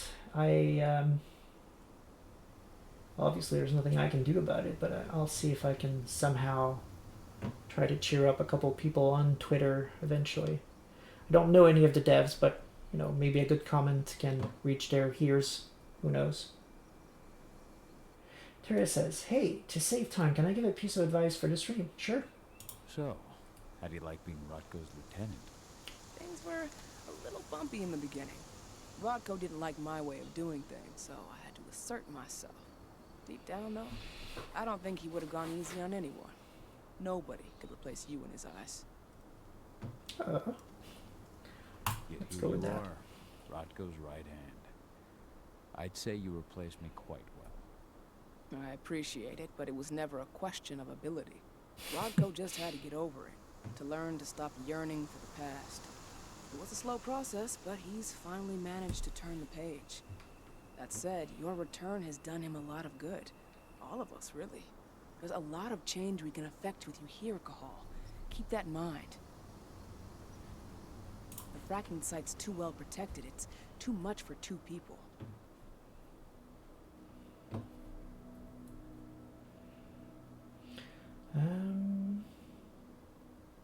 Okay. So Rodko must not have been easy to convince, or she has her... We're not going to send a bunch of humans in there. What What's the Rodko fuck? think about you two going undercover like this? As you might imagine, he was a little resistant at first. But once he understood what we wanted to do, he gave us the green light. Sounds like you've got something in mind. If we want to draw security's attention, we have to hit them hard. Blowing up the refinery should do the trick. But that's not happening until we can get into the fracking site. That's step 1. The site is protected by an electric fence and a myriad of cameras, all of which are powered by the dam Endron acquired when it bought the site. Now, if someone could get into the dam and connect me to their network, I could access their system discreetly. Allowing you to cut the power to their defenses without their notice. Exactly. We can worry about the fracking site after that. Okay. I'll go talk to Rodko to see how he wants to make up the teams. Thanks, Cahal. It's good to have you back. But if you don't mind, I'd like to take a few moments for myself. Lost some friends during the attack. Don't worry. Take all the time you need. Yay. Dr. Rodko, which I believe isn't too far. Yeah. To launch the attack on the Sunburst reactor. We're still keeping our ears open. Oh, really? Teria says, I recommend putting the chat with maybe 30% or 40% opacity on the side of your stream. I believe there's a preset for it in OBS, so you don't have to read every chat. That's a damn good suggestion. And also... Yeah. No, not also. That's literally what you're saying. Sorry, I'm just slow to catch up. I will absolutely look into that. Yes. Yes, that's, that would be a great time saver. As you know, Magadon claims they opened a new lab to develop natural supplements. It's obviously a front, but they've got the public eating out of their hand. They just brought their supplements to market. If we don't expose them, a whole lot of unsuspecting people are going to get poisoned. The new lab of theirs is still under construction, and their security's full of holes. It's the perfect time to stage an attack. We split into 3 teams. You 2 take the north entrance. Me, Joe, and Ryan will take the south. Alex, Danny, Quinn, you 3 create a diversion at the east entrance. Everyone stay in contact. If we hear even a whisper of trouble, we're out of there. Be ready to act as soon as I hear from our mold. That was actually pretty cool.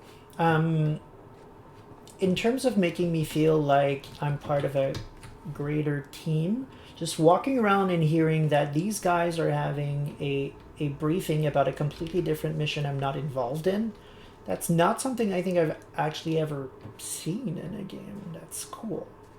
Like, there's... Lambda Mankind is a fairly large group of people. They have shit they can do on their own, and I'm glad to see that they are. Teria adds, also notice how she said 2, not 3. She's refusing to fight. Bad Glasswalker, bad. Yeah, I was wondering why the fuck she wasn't coming in with us, but yeah. So, were you able to talk with your daughter?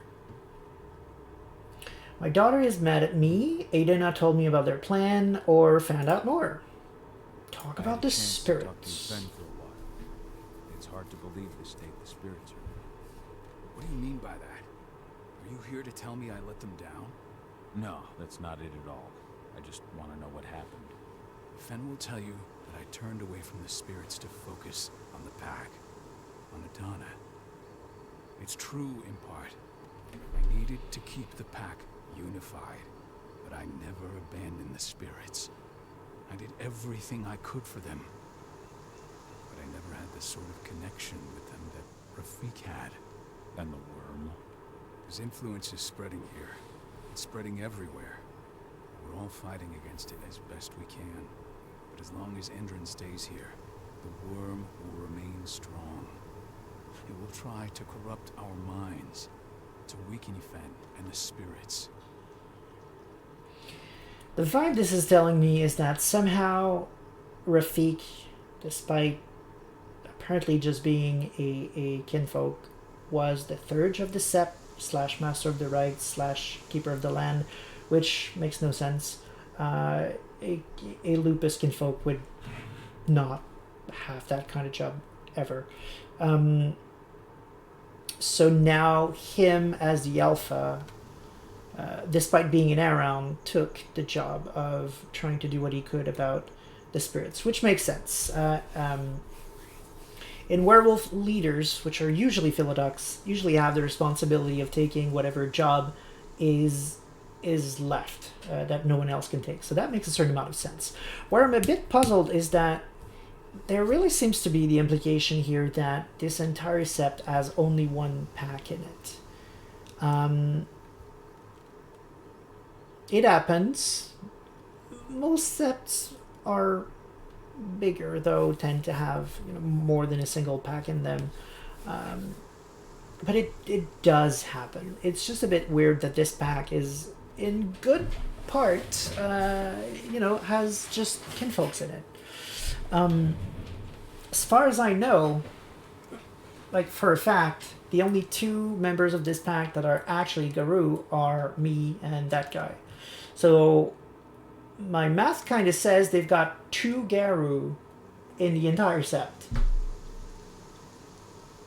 That's even worse in terms of, because werewolf is really you're losing the battle and you have very few warriors left. But usually most septs will have at least a full pack. Have around 8 werewolves, generally speaking, on a sept in terms of stats. Because there are ratings. Karen can have a rating of 1 to 5. A rating of 5 would have several dozen werewolves in them. A rating of 1, I believe, would be... I don't have the stats right now in front of me, but it's 5 to 8 or something like that. Or maybe even 8 to 12. It's around those numbers. It's more than 2 anyway. So... this is painting a pretty grim picture. Grimmer than the book themselves do.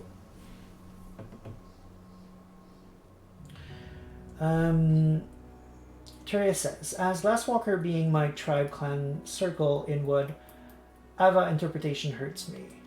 Why do you keep saying pack? I don't think you know what that means, Rutko. Also, it was just my theory that the lupus was only a kinfolk. He might have been a Garou. It's possible, but I think we saw a letter somewhere not earlier, but last week, that strongly hinted that he was actually just a kinfolk lupus.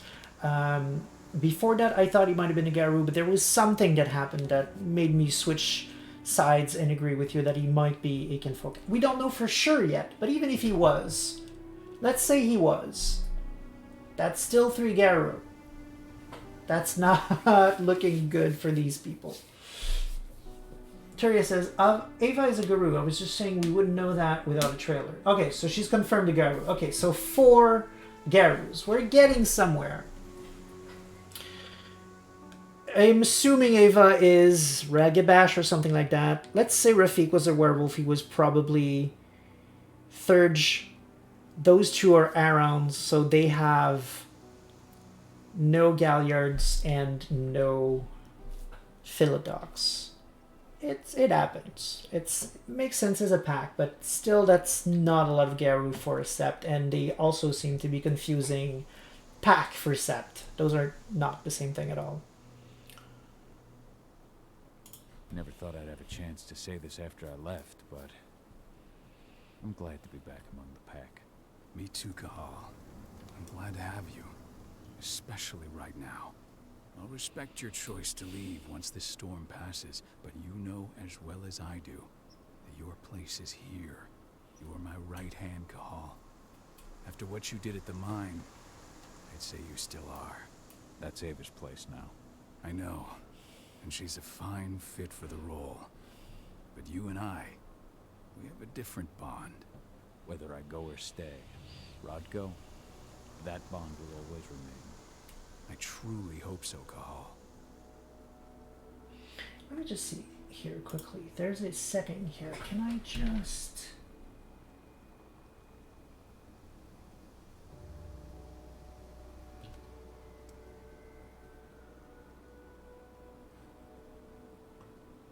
I don't see quickly the option to show. Let's chat appearance. Okay, no. I don't know how to make it appear, but I'll try and figure it out for next stream. I read the message you left on Ludmilla's grave. I didn't know that you... I never should have given the green light for that mission. Never. I'll blame myself for the rest of my life. If I hadn't made that decision, my sister would still be alive. And you never would have left. Wasn't your fault, Rodko.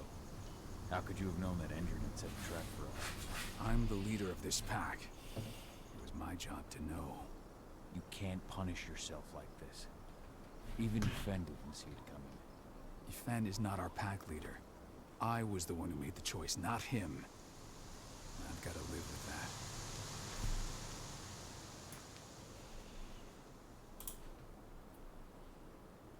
As you might imagine, there's still a lot of tension there. Between the attack on the cairn and your sudden return, she's going through a lot right now. Give her time. Ava said the same thing. I hope you're both right. Speaking of Ava and Adana, they told me about their plan to get their hands on the encrypted data inside the fracking site's laboratory. To bring Endron down from the inside, yes. I think they've got the right idea. If we manage to chase Endron from this region, they'll just continue their dirty work elsewhere. It's time for a decisive blow. So we follow Ava and Adana's plan. We'll attack the dam to bring down the defenses of the fracking site. I want you to lead the incursion. You coordinate with Ava and Adana over comms, and allow them access to the dam's network. Ava gave me the rundown. But if I set off a single alarm, things will get very dangerous very quickly. I know. One sign something's amiss, and Tank Girl will be at the dam before you know it. So while you're sneaking through the inside of the dam, I'll be creating a diversion on the outside that should keep her attention off you. And even if someone does raise the alarm at the dam, Tank Girl will have no idea why you're really there. Good. You can count on me. Excellent. We'll have Declan meet you near the dam. He's got the relays you'll place to get Ava and Adana access to Endron's network. Okay. I do like the fact that Rodko is going to do his own thing on the site elsewhere while I do this. Because before he said that, it looked a lot like, hey, you, player character, why don't you go do all the work while I stay here and fiddle with my thumbs? Which is the last thing a Silver Fang Aaron would ever do. So I'm glad that's not what they went with. It just... and also it ties into what I discussed a bit earlier, that they're making me feel like this is a larger community that is coordinating a lot of things at the same time, which is actually not something I expected this game would successfully do. So I'm pretty happy about that, actually. Terria, the option you have to go in and do a new overlay for it. Ava, just go in with him, goddammit. Okay, a new overlay. Not entirely sure what that implies. I'll have to do some research during the week then.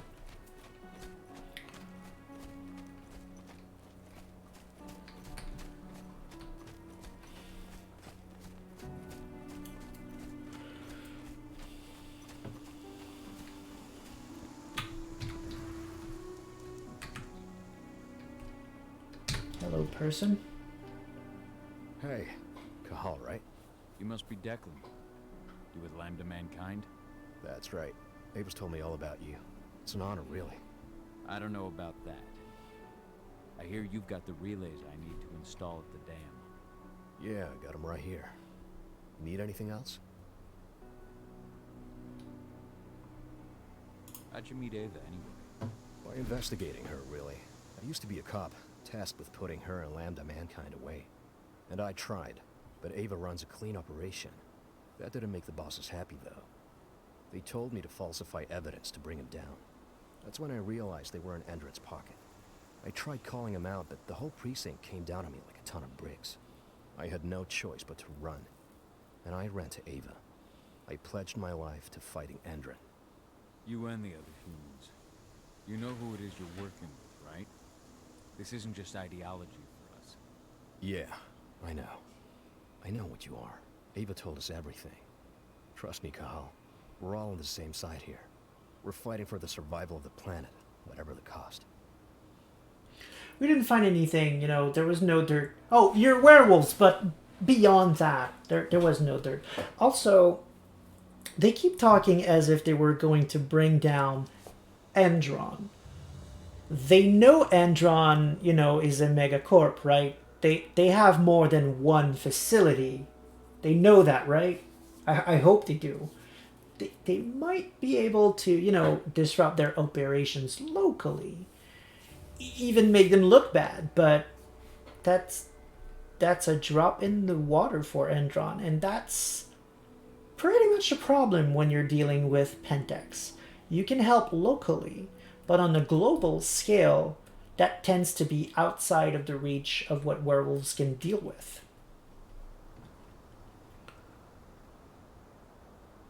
What do you know about the dam? After you took down their training center, they doubled down on security at all the other sites in the region.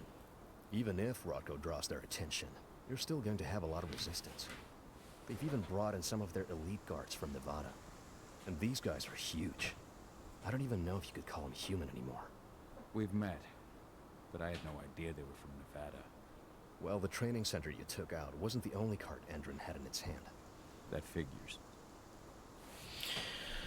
Okay. Before you go, I've got a favor to ask. We've identified a key player working at the dam. We think she's got important information on whatever Endron's up to in Nevada. Her name's Victoria Vokes. We need you to question her. Get whatever info out of her you can. Keeping the cairn safe is my top priority here, but I'll see what I can do.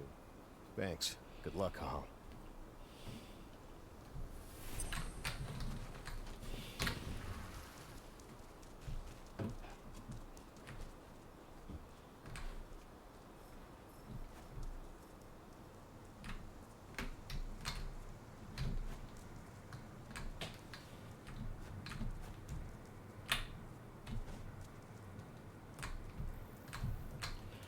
Okay, let's infiltrate. I don't know if we'll do the whole mission tonight because it's already 9. We spent a lot more time than I thought we would on some other topics. But it was a good talk, though. I'm glad we have it. Should I warn the commander?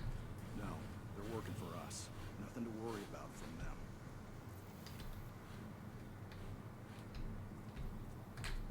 Well, they're kind of asking for it. Right, I can woof. I don't see how that's going to help me, though.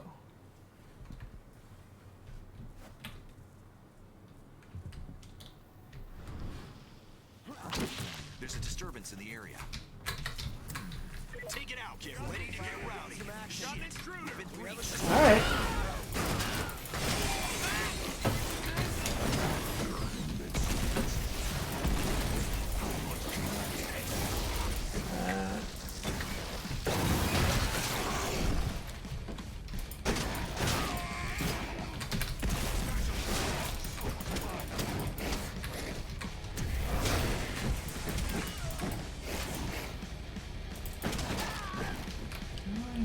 No, I'm not in frenzy.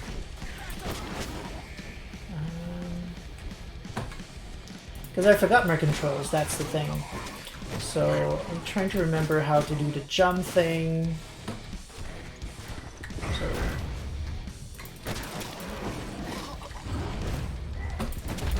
car. Let's enter frenzy. Just because we never do.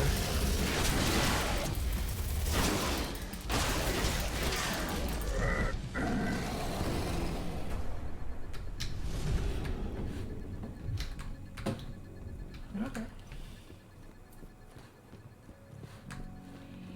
So yeah, stealth did not work. They were saying like, what if they set the alarm and stuff? Well, I would assume this would set the alarm. Don't forget about the electric bolts. You got them for a reason. That's a damn good point, actually. I did forget about them. Thank you.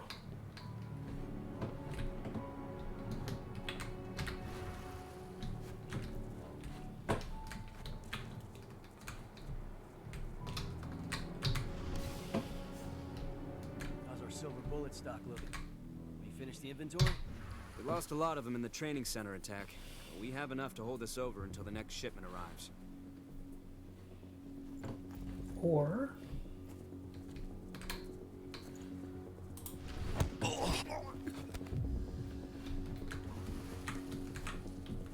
I kill you all.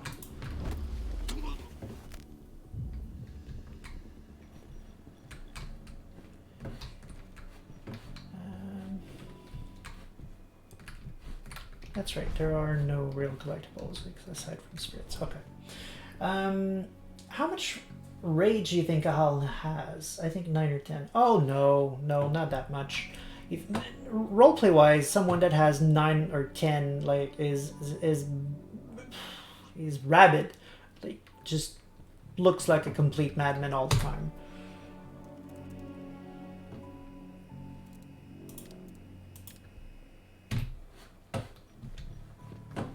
So far, he's actually barely shown any anger in his roleplay, and so I would actually put him at 5, like the bare minimum for unless we're referring to his visuals whenever he fights, that he's just essentially goes into frenzy almost every fight. Yeah, the way he fights would be more consistent with indeed a 9 or 10. That's just way too much rage for a regular Garou. Okay, so I put power back here, and I assume me here. Don't need that, don't need that. Yeah, right, yeah, okay. Agreed. Terraria says, but he literally frenzies every fight. Yeah, no, I completely agree. Yeah, that's... What does the commander intend to do about these activists? I'll know as soon as I do. For now, sit tight. Dismissed. Going to try to take down as many of these guys as I can before I tackle the big guy. Gonna need rage for him.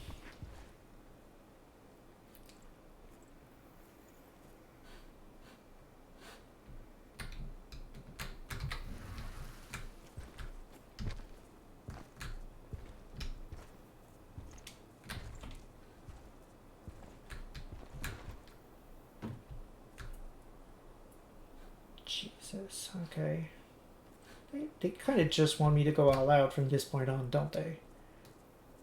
Like, if I try to do anything with that thing, those two are going to see me because it takes a while to do. They even see me from there.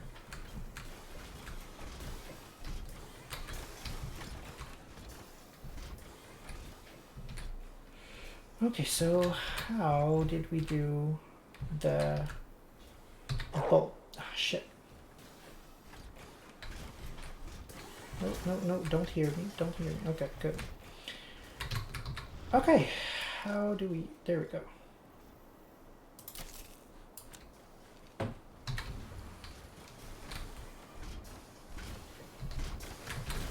Going to go after the scientist people on the back end there. If I can. No, they're not scientists. They're regular Joes. That's fine. Regular Joes is what I'm looking for. I want some rage!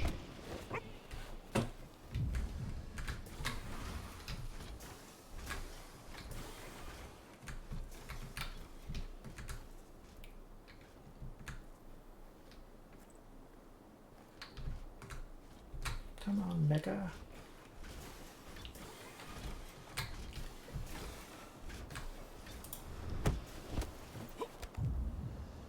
Are they going to react to seeing a dead guy? I don't remember if they do.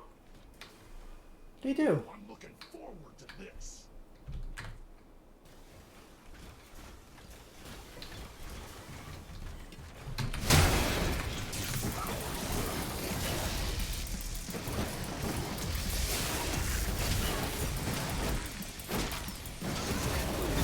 Okay, so that was my healing button. Okay, good.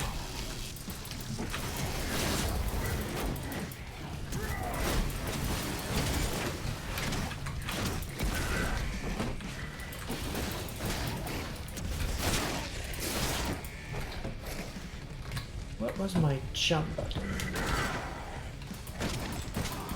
Do I not have that option anymore? Oh yeah, I must have put it there. Nope, not even. This is locking onto someone. Still healing.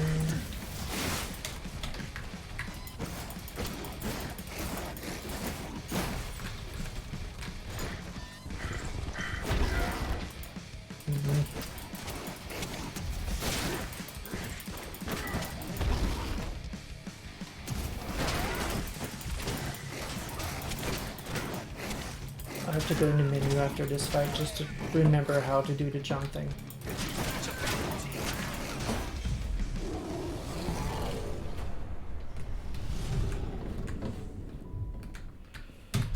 Okay. Settings, controls, key mapping.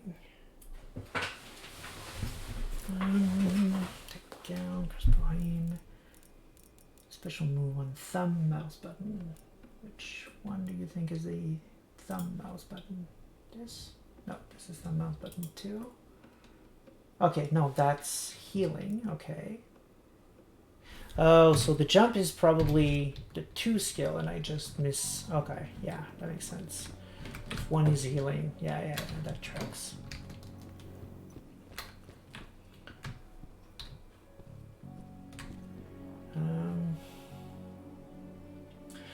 So next friend, like Hulk, that's his secret. He's always hangry. Lol.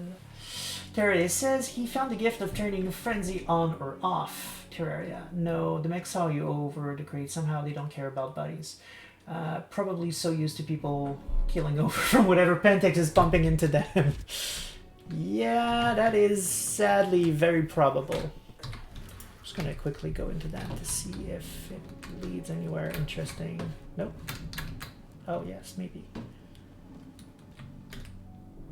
Because we are still looking for sniffs when we can find them.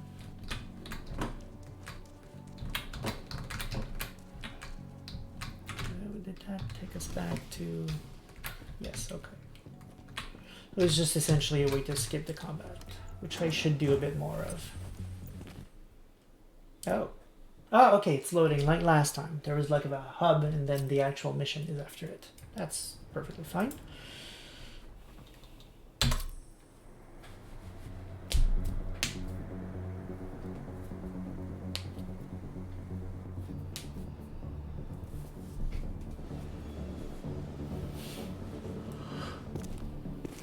Ava, I'm at the entrance to the site. Good. The dam is down below. I'll give you the targets once you're in. Try to be careful. Don't worry, this isn't my first rodeo. 5 years ago was not your first rodeo either.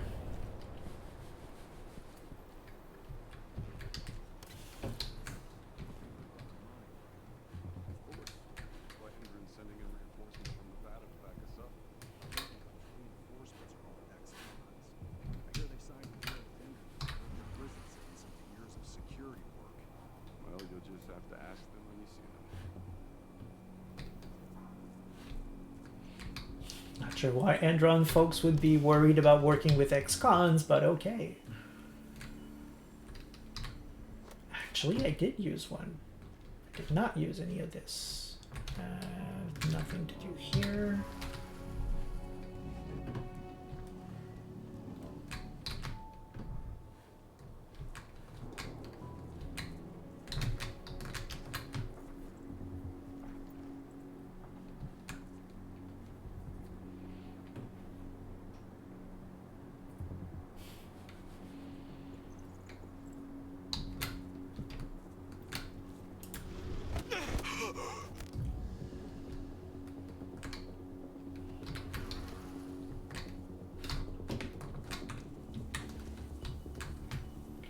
So in chat, I'm just waiting for the guy to come back. There is continued. There's been a patch. They've clearly seen the body. Watch out. He could be close.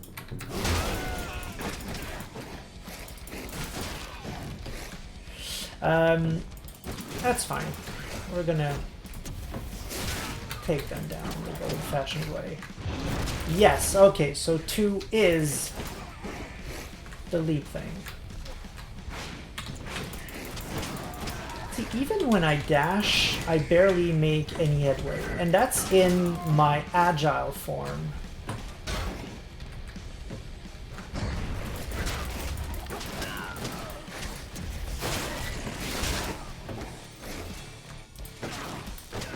I have to learn also to button mash a bit less, because any click you make will be an attack. They don't care if... How can I explain that?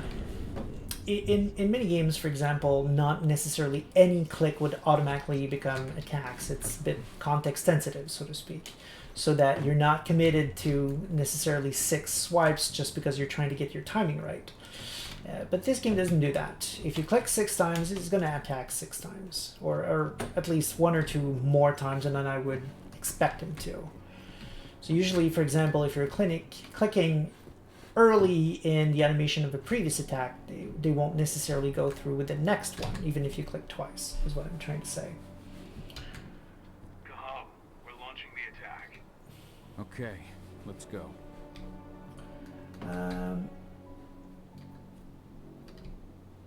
So as I was saying before this happened, Kira was continuing to give Ava some shit, saying you should be in there in the fight. You're a disgrace to the Garou name and to the Glasswalker name.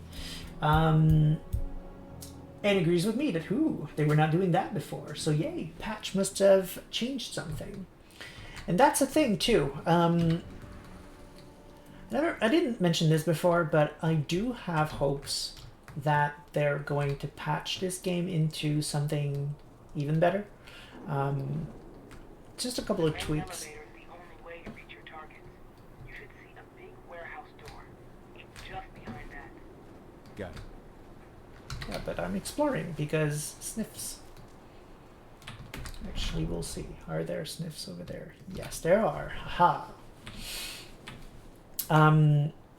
Because there might still be a way to get something, because design issues can be fixed with a good patch, essentially. Like, you could patch in all new models for the spirits, for example. You could patch in some hints, I guess, as to where the spirits are in the side quest that we just abandoned, because I was confused on how the map layout was.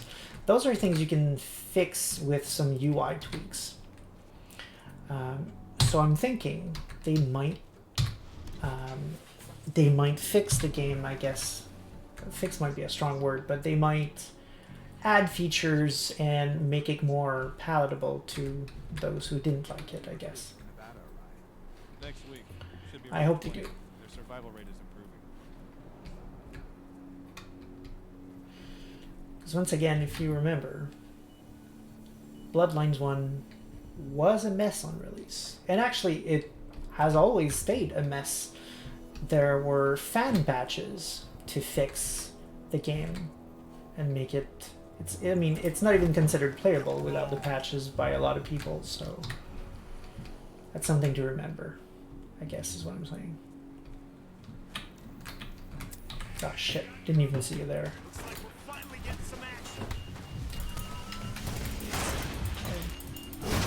Oh.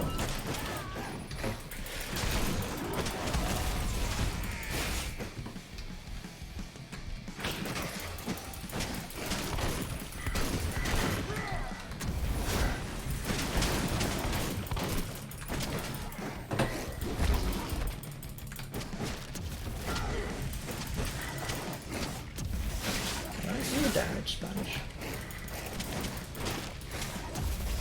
See, why would I ever do a heavy attack where one heavy attack takes leaves me open to being bashed, and I can do 2 quicks by the time I get 1 heavy out of there, and those 2 quicks will end up doing more damage than the heavy one.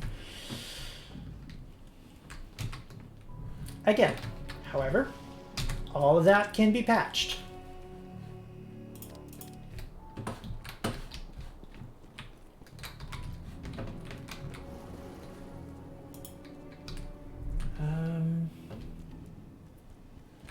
Terry says, but you can't drag bodies, so can't really say this is a good design either. Just more likely to force you into combat when you did everything right. Very true. Very true.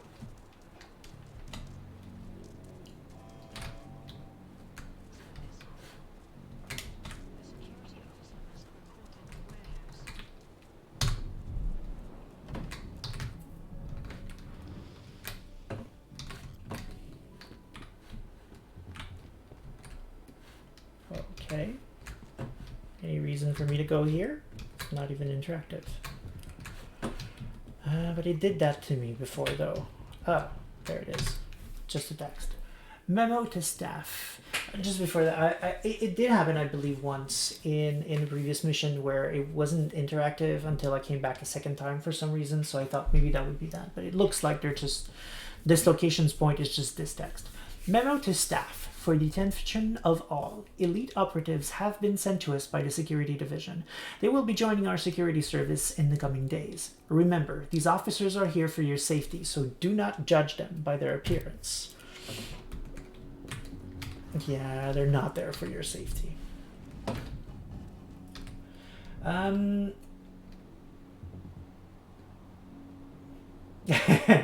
Teresa says, sorry, going to give a little chuckle to the I didn't see the huge red circle. I can't blame the game for that one. No, absolutely not. That was entirely on me. It's just at this point,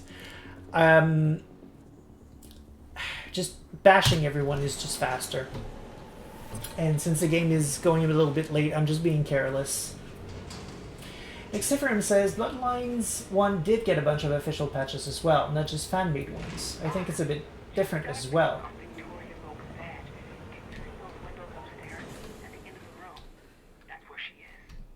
Perhaps I'll pay her a visit.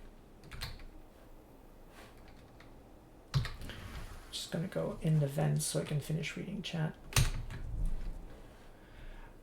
Not just fan-made ones. I think it's a bit different as well, because I'm not sure there is as much replay value with this game, so there would be less incentives in patching more than quality of life issues and such.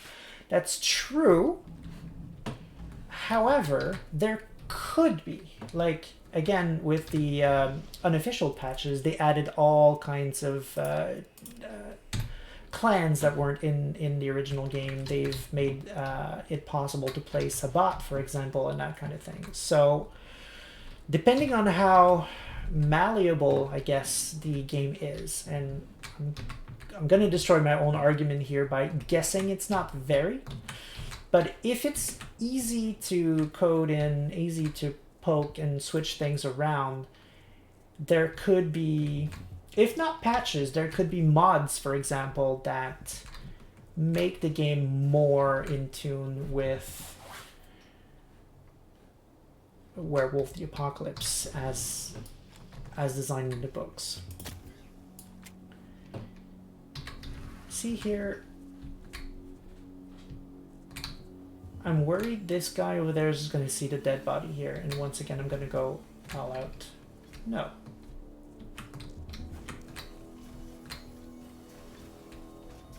Because I'm going to assume this is in response to a lot of people saying that, complaining essentially about the stealth and the fact that the enemies didn't react to seeing dead bodies. That was a common complaint on the game. So they may have just reacted to that, which makes sense.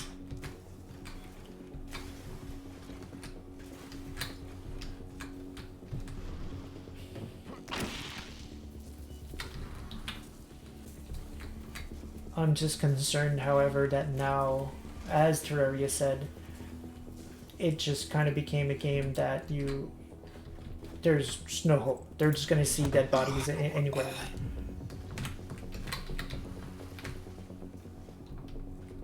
It's like, if I kill that guy over there, right in front of me, there's no way the mecha won't see it. Just none.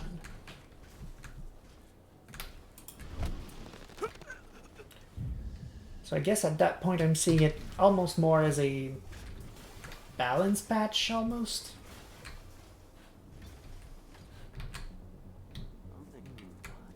Someone collect that pelt.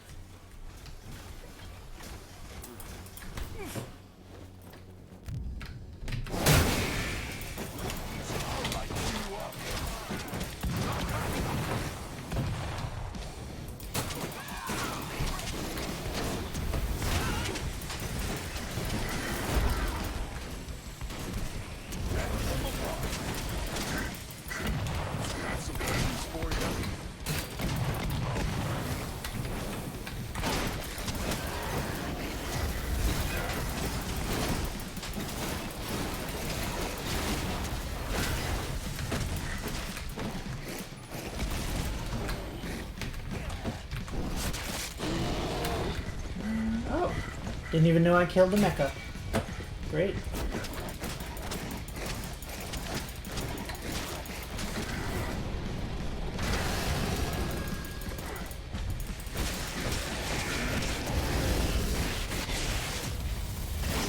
What?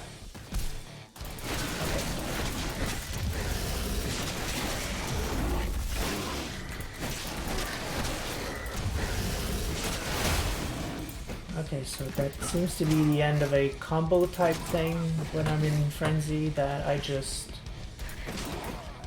stop, rage a tad, and then charge or something. Unclear.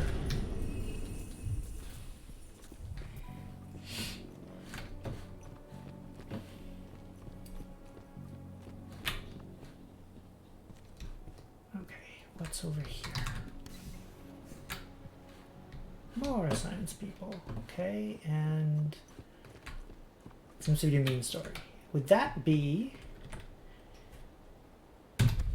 the secondary objective? Yeah, recovery Victoria Vokes' information. Okay, yeah, we're definitely doing that. In the meantime, just checking in case.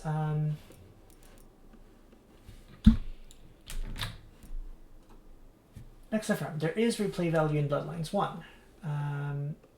Nixiferam concurs. Exactly his point. There's replay value in Bloodlines 1. There might not be in Heartblood. On the surface, I would agree.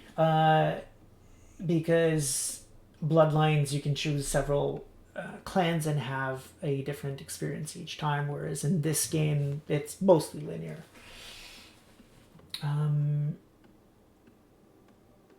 Tyria says, mods isn't an option for me who bought it on Xbox. That's fair. Tyria then confirms that he was being snarky in response to Nixiferum's point. Flamethrower. I'm not kindred. Flamethrower hardly tickles. Actually, no. Werewolves have issue with fire. About as much as werewolves. It does them aggravated damage. They can soak it though. That's so. Yeah, it's not silver, but it's aggravated to them. They don't like fire. Nixiferum. Replying to me, something I said, I guess. True, additional content could be added through mods, but it seems less probable with the foundation the game offers. I agree. Just to be clear, not saying it can't be done, just that I think it might be less likely in this context. I do agree. I do agree. To clarify my point, I'm not saying I think it's going to happen. I'm just hoping it does and thinking if it does, we could still get something that is more accurate to the actual game. What do you want with the brand, I mean. Anyway. We're trying to find out more about Entrance biofuel. Apparently, it's manufactured in Nevada. And guess who just came back from there? On my desk first thing tomorrow morning. Will do, Mrs. Vokes. So there she is. Okay. And I mean, if fans are invested enough, I guess, sometimes they make really amazing things. So it's a possibility. It's definitely a possibility. I saw the vent. I just think that the vent might be the right way to go. So I just want to look first for things like this. Major Grainer, the pack that was threatening the CN67 site in Nevada has been defeated. Your tactics have produced positive results. The pack leader has turned herself into us. We shall be transferring her to the prison laboratories. Since their leaders surrendered, individual pack members have stopped their attacks. The site is secure. Division 2 will begin Earthblood protocol experiments on the subject. So Tarker's mail isn't their only target. Of course not. Victoria Vokes, you've looked at the tests carried out on chimps in your laboratory with the compound we sent you. Continue to send us daily input on the evolution of the chimps. You've done a remarkable job. We would like to welcome you to a meeting with our team in the Viridian State Laboratory next month. We'll look forward to your reply. Best regards.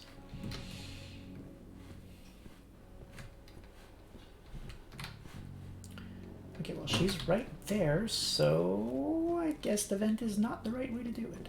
And the pad was green, which in theory means I can use it. So let's see where this takes us. Maybe it's just a sniff sniff.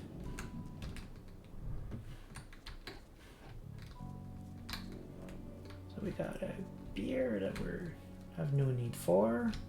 Sniff sniff it is. Hello, sniff sniff.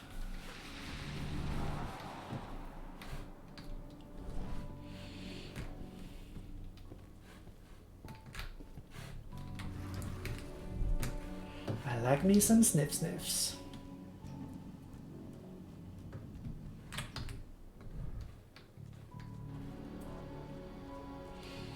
And once again, as I said last week, if you're listening and you are in a position to make mods and would like to talk to me about, you know, maybe writing some werewolf stories and things like that in a mod, poke me. I would love to. Hobbit area. In some areas, Kahal can freely walk around undetected in his hobbit form. Okay. Undetected. That's... Clearly, this guy looks like a guy that should be in here. Can I still do takedowns? Nope.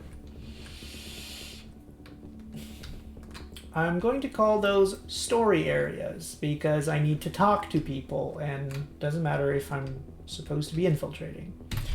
Terraria says, Adana moving up so quickly in Endron isn't suspicious at all. Totally isn't something to be worried about. Good point. Terraria says, you missed a paper in the last computer room. Okay, let me go back. Because I read that one. I read that one. Where is the other paper? Is there anything here? No. Here? No. Maybe here? No. I read both of them. Where? Could you try? I know it's going to be a bit difficult, but can you try to guide me to the third one? Or did you mean where the sniff sniffs was? Just gonna try to sniff sniff again while you answer, just in case. Oh, okay.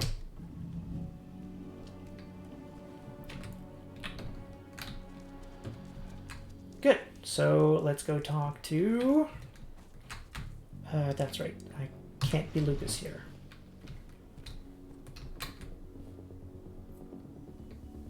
No, I did. I already forgot what they were about, but I did. One of them was talking to her, and the other one was about defeating the pack or something like that. Victoria Vokes? That's right. If you want something, be quick about it. I'm busy. Who are you anyway? I do like the enrage mechanic, but I do feel like they're always going to make you fail your mission. I'm with Endron's Intelligence Division. We believe that you're the target of a local activist group. Me? But why? That's what we're trying to figure out. Perhaps you could answer a few questions for us. We know that you're working on the biofuel project. Can you think of any reason why someone would target you for that? That's a delicate question. Only a few scientists and senior staff know the details. And of course, President Watkins. Your apprehension is understandable, Mrs. Vokes, but the threat is real. Your life is in danger. Yes, it is. What threat does Just a need to handful of press Q. self-righteous, forest-dwelling hippies pose? What? Are they gonna slogan me to death? Think again, man. They're far more dangerous than they look. We found their last hostage with his hands cut off and his eyes gouged out. Oh my god. Oh, that's horrible. You don't think... Could they be after me because of the human testing? What do you mean? You know, those prisoners, they'll do anything for a commuted sentence and a few years on our payroll. Anyone who agrees has to undergo a series of... No, I can't share that information with anyone. Tell me about the test, Mrs. Vokes. Your life is in danger. We need your cooperation so the division can assess the situation and act accordingly. Well, wait. So these terrorists, they're a real threat. Why haven't you taken care of them already? Okay. All I can tell you is that when we first tested our biofuel in the wild, we discovered something very... peculiar. Some animals exposed to the exhaust fumes changed. They became more resistant, more aggressive. Once we discovered that, we came up with a plan to test the effects on humans. They cut their hands. Oh my god, this is horrible. By the way, I did experiments that turned a bunch of animals into monsters, so I thought, hey, why not try that on regular people? Yeah. Victoria says, Victoria, not all Garou are child of Gara. Yeah, all Garou in that set is, but that isn't the point. Debatable, but, I mean, I don't think she knows. I think she just thinks that it's Lambda Mankind as an entity that are just, you know, eco-friendly group type thing. She's wrong, but... You've tested on humans. I see. What does it have to do with me? Why am I being targeted by terrorists? Calm down, Mrs. Vokes. The intelligence division will take care of this situation. You have my word. You promise? Just in case, could you get me some protection or bodyguards or something? Please, Mrs. Vokes, focus. We believe you have data on the biofuel project somewhere on site. Is that correct? Yes, that's right. My office is at the dam. I should have one of those files open on my computer right now, in fact. Give me your badge, Mrs. Vokes. You'll need to completely wipe your hard drive. Can't take any risks with that sort of thing. You understand? Yes, I suppose I do. Here. Oh, this is a nightmare. Can't believe that worked. I'll stand by for your instructions or anyone you send. I'll send some men to protect you as soon as I can. In the meantime, do not speak about this to anyone. Thank you for your cooperation, Mrs. Vokes. Oh, thank you. I appreciate it. Ava, did you get all that? You bet I did. Nice work. All that's left is to find her computer. So, I guess I'm gonna leave chat to decide this. Her fate. Because I can still press Q and rip her apart. Chat, what do you want me to do? Does she deserve to live or not? In the meantime, I'm going to catch up with what the Sept has been saying. Teraya is replying to what I said, saying, I know I was giving children of Gaia a hard time. Rage on her. Okay, so I've got one vote to rage on her. And how many people do we still have on chat? Nomad and Stanil seems to still be there, next to Firm 2. So I'm just going to give him a few seconds to decide. Not too long, though, because it's already late. Oh, if I go there, I continue towards the dam. Oh, okay, so I don't have to do the whole detour again. That's nice. Stanil votes Ripper Inside Out. So I'm going to take that as the second similar vote confirms, like we did before. So There you go. Oh! Other dudes come out when I do that. Wait, where was the other... Oh no, I already killed the other guy. I'm sad now. I don't know what the beam was, but I was not gonna risk it, so...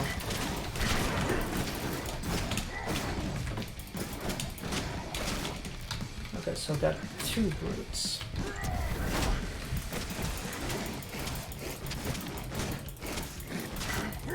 Yeah, yeah.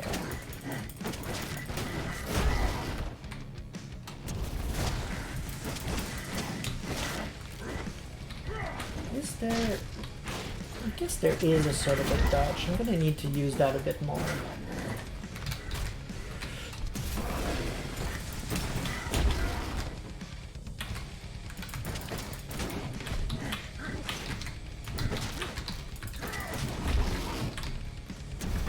Just trying to see if I can master just the timings of the dodge in this game. You know you're allowed to die, right? Was out of HP like 4 hits ago.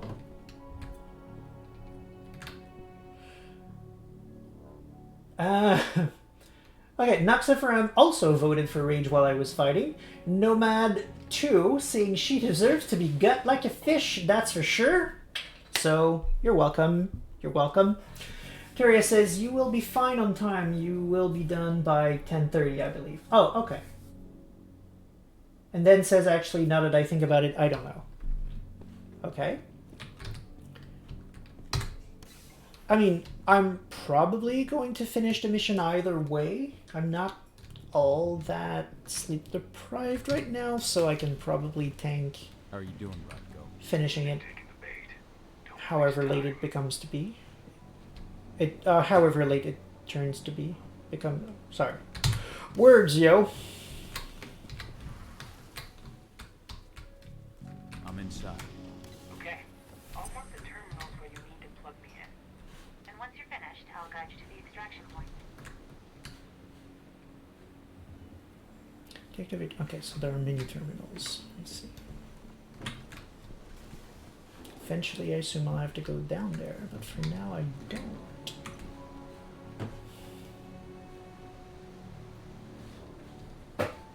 Could have been a nice view of the dam, but they kind of prevent me from actually seeing it. Oh, I can jump down there. No reason to do that now, and I want to do the side quest first, so I'm gonna do that. But Deviant, that's right, we do have a Deviant. But we tend to finish at a reasonable hour with Deviant, so I'm not too concerned about it.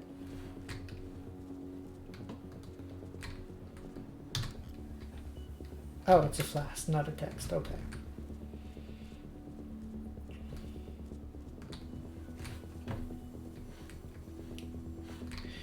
Just a quick design thing. Like, well actually I can do that here. It makes sense that I have to switch back to Hamid to use the computer, right? We were talking about missed opportunities earlier, and giving the possibility to choose a tribe, I feel, is a bit of a missed opportunity there, because there would be easy ways to... small quirks that you could give to each tribe. And one that I've been thinking that could have been interesting as a Glasswalker tribe, ironically enough, is the ability to do deck stuff in Lupus. Not complicated deck stuff, but I mean just like bad example because there are no pads there, but just, you know, just tapping on a pad and that kind of thing. Because literally in I believe it's in the Glasswalker tribe book, there's an image in one of the assemble characters in the end of a Lupus that has a mechanical arm on his back, so that he can, while staying in Lupus, he can still manipulate things with hands. So it would be possible to have a similar fetish type item. They exist. They've been canonically included in one of the books. So imagine being a Glasswalker, having that kind of apparatus and just coming up here, doing this, or sabotaging the doors, for example, while staying sneaky as a Lupus. That could have been an interesting feat.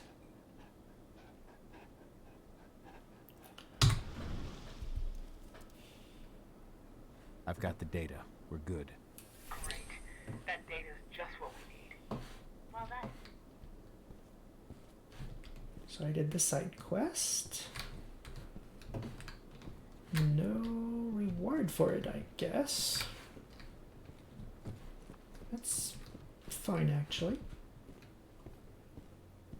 I don't actually believe that all the quests should always have rewards. Sometimes the story that comes with the quest is the rewards.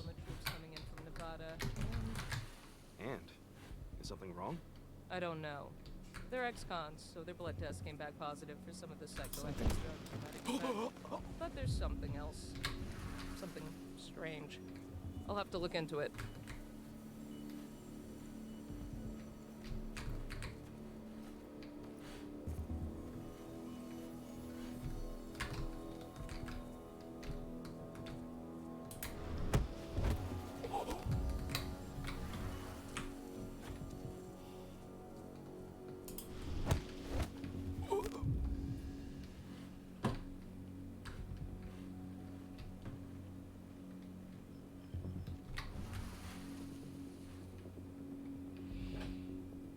Terra says, if you allowed that though, it would no longer be one of the main dev's tabletop characters. Not joking, Kahal is one of the dev's tabletop characters. I have so many questions on that guy's group. Yeah. I mean, if it's... It might explain some of the differences though, like... What if it's that's just this group's version of werewolf, right? Like, golden rule type situation. Don't play with what you don't like. Plenty of people just change things when they play their games, and they're allowed to. It's okay. Golden rule is there for that. Just like in the same vein that, for example, the movie of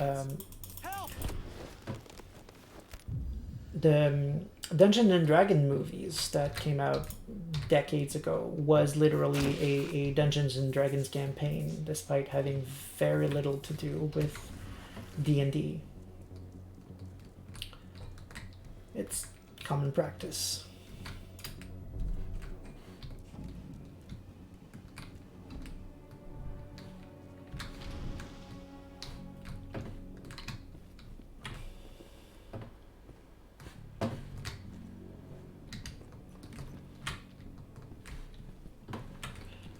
If I recall correctly, I think one of Vin Diesel's popular character, I forget which one it was, is actually also a based on a campaign that he ran.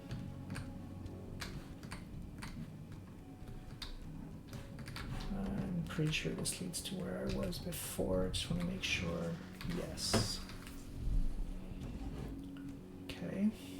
This takes me close to my objective, so let's actually not go there right now. I'm gonna go open the weird door. It seemed to going in a completely wrong direction, so it might be just a sniff. Oh, it's an elevator. Yeah, no, we're good.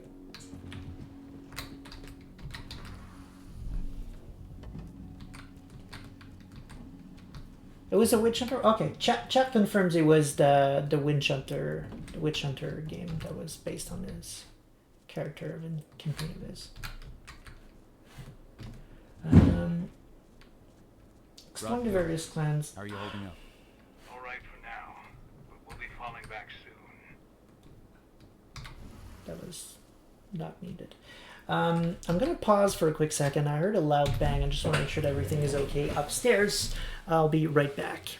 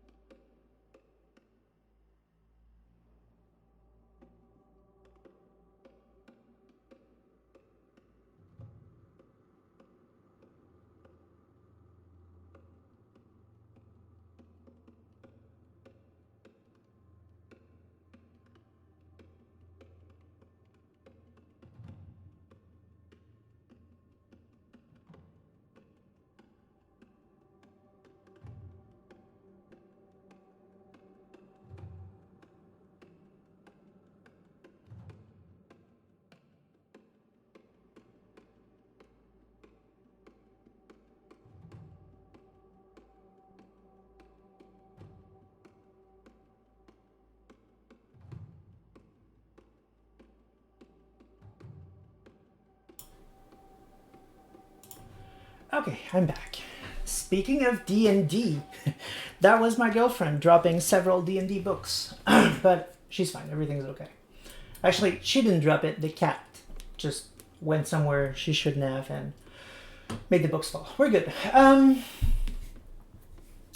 Nexifrum says, exploring the various clans was one of the highlights of Bloodlines. 1000% agreed. I would have liked to see this game attempt to do the same. Completely agreed as well. Yeah, confirmation that Witch Hunter is the game that was based on that. Terega asked, Vin Diesel plays tabletop. Yes, he does.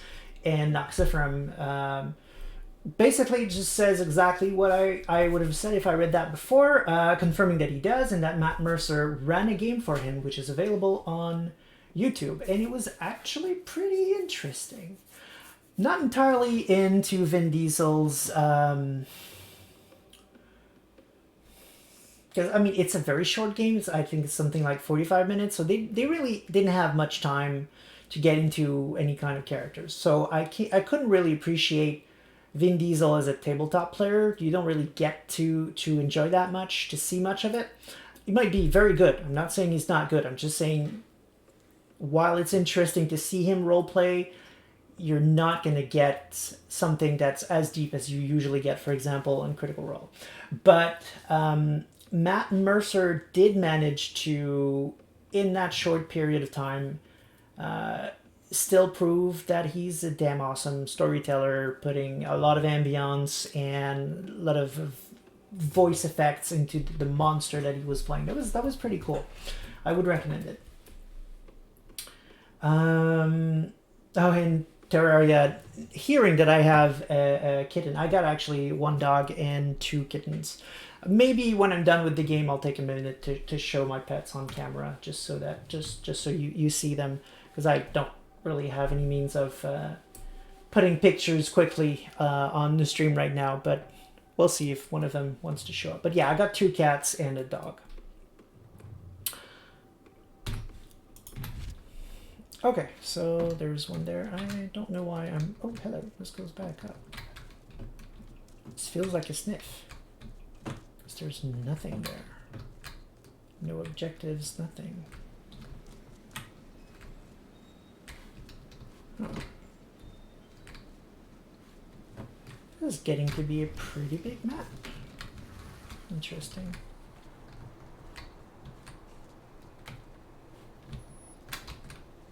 Oh.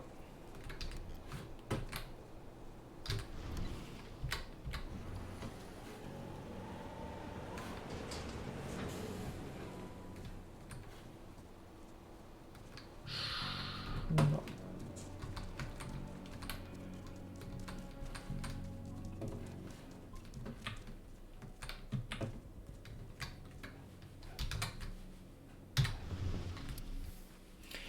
For the attention of all, following a direct order from the Executive Committee, we inform you that Major Grainer has taken charge of all security-related operations in the region. She will arrive on site in 2 days. She will make a speech the next morning in the upper hall. No member of the site is allowed to be absent. She will inspect each team in each sector during the following days. Honor your position.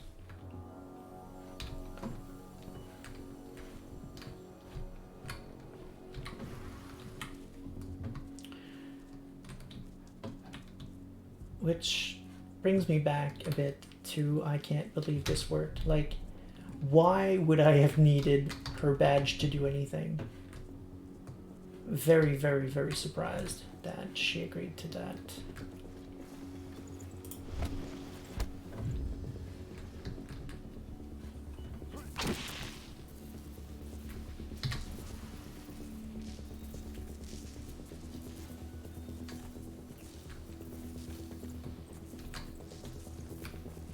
Hello? I'll flush him out. Security!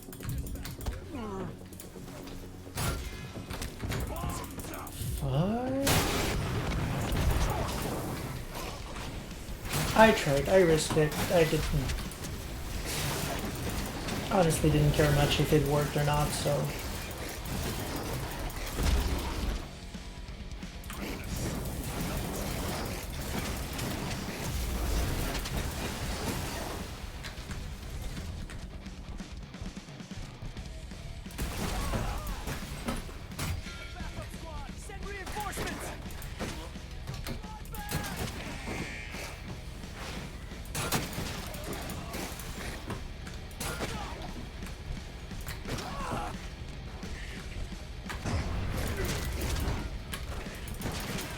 Sounds like he automatically targets the most dangerous person when he does the jump thing.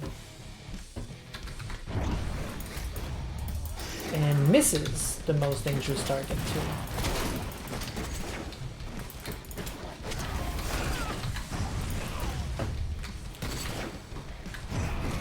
Nope, nope, that was not even remotely what I was trying to do.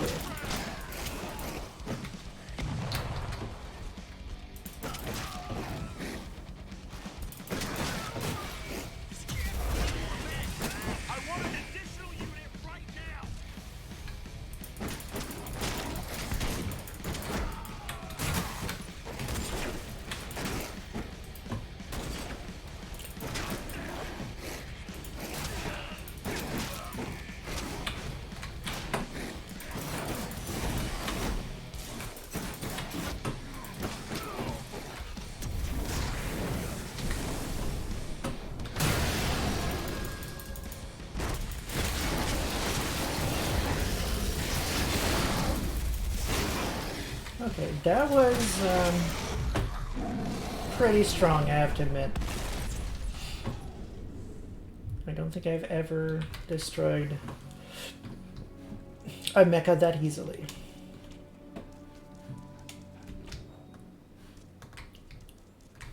Okay, so one of my objectives are right there.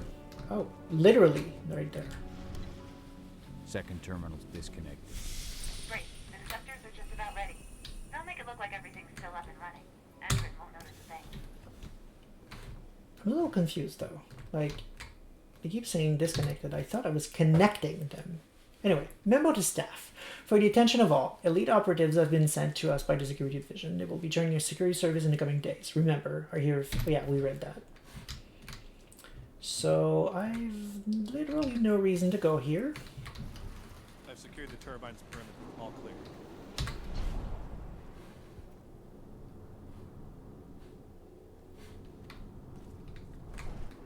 There are no sniffs. So the only reason to go here is for the XP. So I guess I'll just quickly kill everyone. Get some shimminage out of it.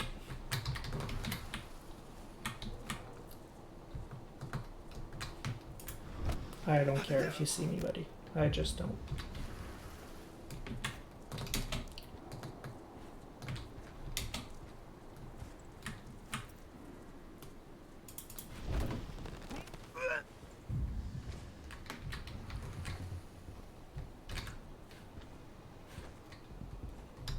That's it.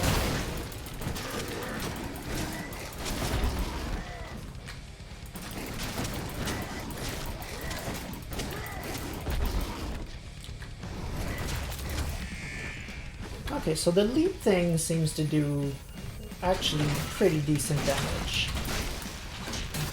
So I'm gonna try to start using that a lot more against enemies like that.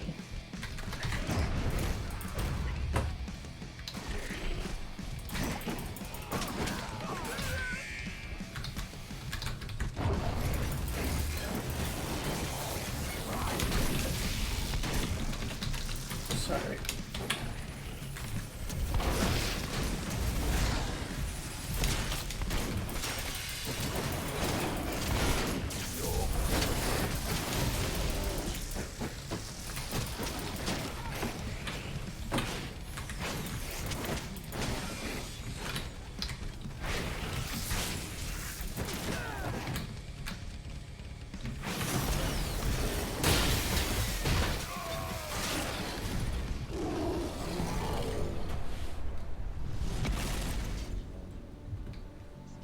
That could have been so cool if I actually saw it. Okay, that probably takes me all the way back to where I was earlier, so I don't need to do that. I was just here for the XP, which I didn't even see if I got any.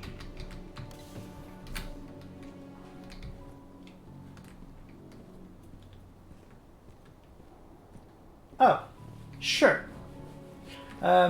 going all the way back, chat says that Terria just said he meant for me to post picture on a server we've got where we have the Deviant game.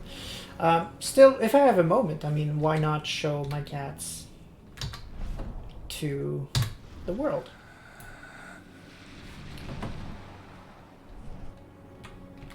If we finish not too late, I'll see what I can do about that. And also, chat says that I probably could have gotten the badge from her corpse, which is probably totally accurate.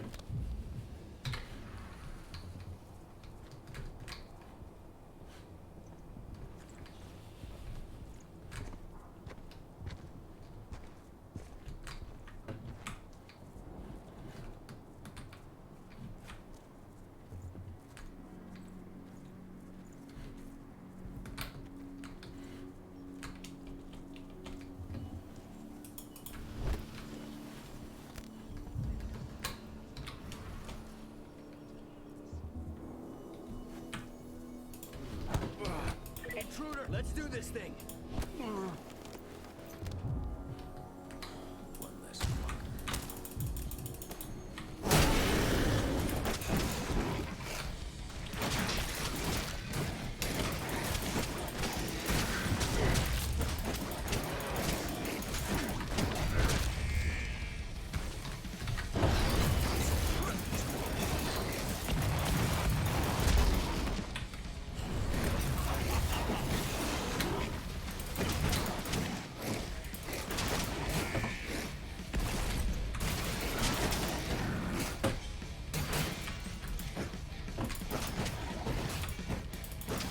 Grabbing as much rage as I can before I spam jump on that poor fool. Which I completely obliterated. Alright. Fine by me. That's the last terminal sword. The deceptors are ready, Ava. I'm on it. Okay, I'm in the dam's control system now. Good to go. Go. It's time to withdraw. I'll tell Rocco. I've identified a vehicle exit. I'll open it for you. Oh. So probably there was a point of going there.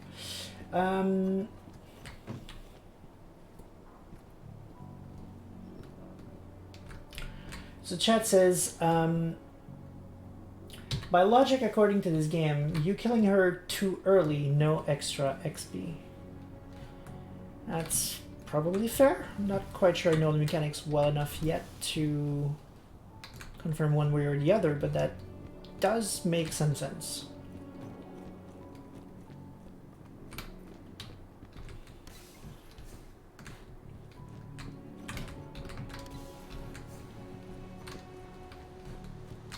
Okay, looks like I need to go up. Oh, right. Most likely, the door that used to be locked will no longer be locked.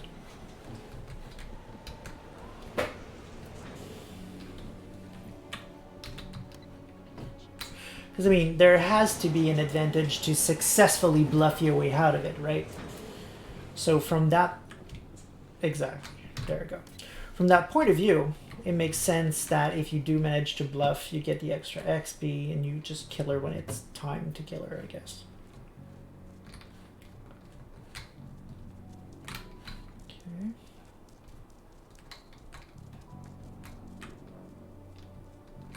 Oh. Out of sniffs.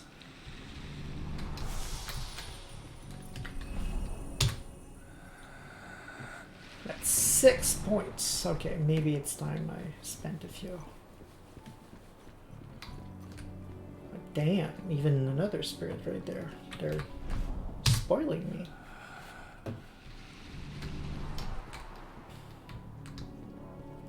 Super close to a 7th point already. You know what? That's suspicious. Let's put some skills in here. So I'm definitely going to focus on being agile. So release the wolf, more rage. I don't feel like I need extra rage. Might be nice to get more rage when I sneak though, because I kill usually like 3 or 4 people and I barely have a single point. So that would be nice. Don't care about that. Don't care about that. Frenzy, I do care.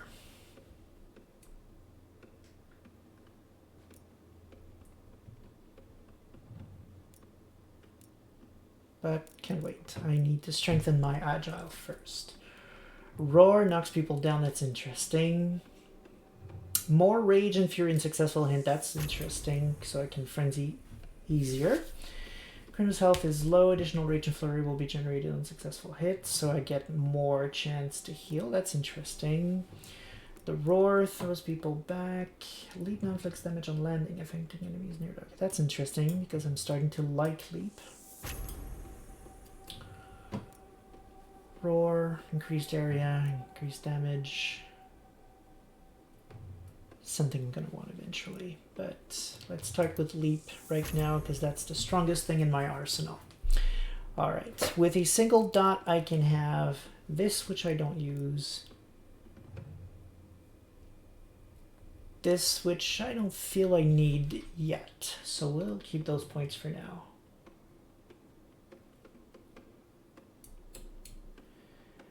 Chat says you really should get your 3rd and 4th agility skills. So those 2, you mean? They're pretty much my next target, to be honest. I don't think I'm going to need anything else. So I'm going to fill that. Eventually that. It's literally going to be that in that order. This, this, this, and then whatever is left in Frenzy.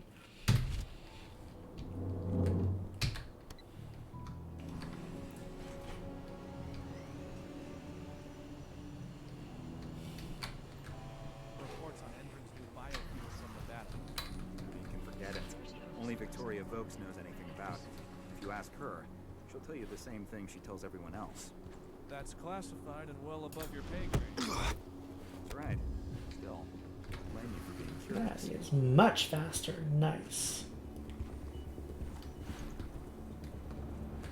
Okay, if I kill that guy, the corpse will be in full view of everyone, so that's not an option.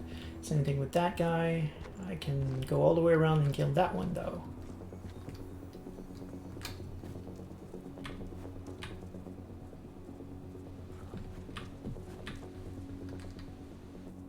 You saw nothing, buddy.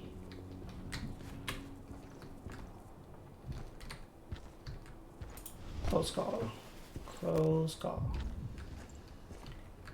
So, 2 guys down, I already have a rage point.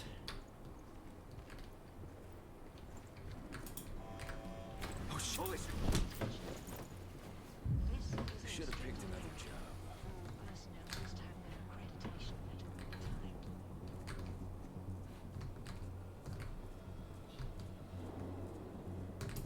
At this point, I don't care if I get seen. Okay, that's why I got the feeling it didn't work, because it don't. When I'm in this phase in stealth mode, I can't even dash a little bit.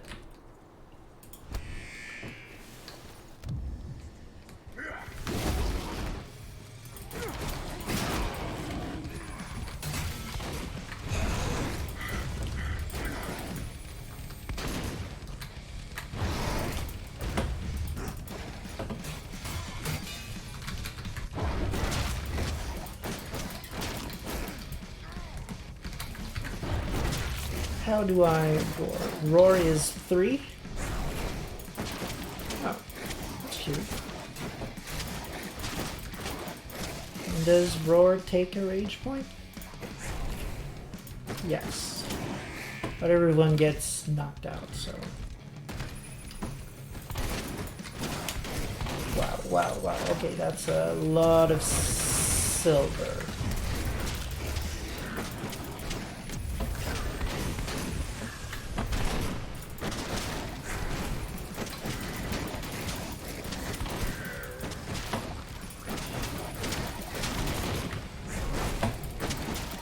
That's OP. Just gonna roar everyone to the ground and kill them from now on. That's very OP.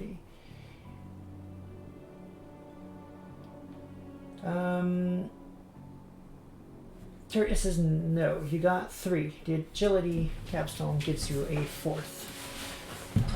And Stanel so goes to sleep. Good night, Stanel. See you Friday, right? We got exalted on Friday, correct?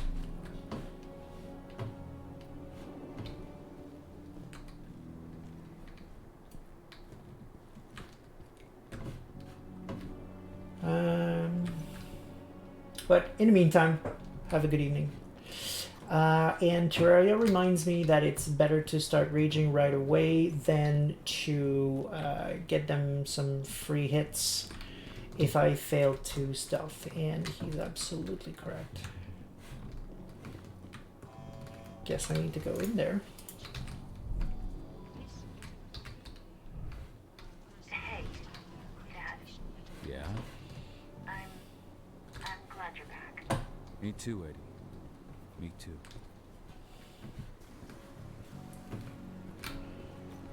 Okay. I mean, okay. Thematically, you before they started, you know, bridging, you would have wanted something to happen to cause that. Usually, you don't have to, but it's just gives things more meaning. It allows you to bring in themes, to weave in themes and leitmotifs into your writing, which maybe they're doing just in a different way that I can't see yet, though. So yes for Exalted. All right.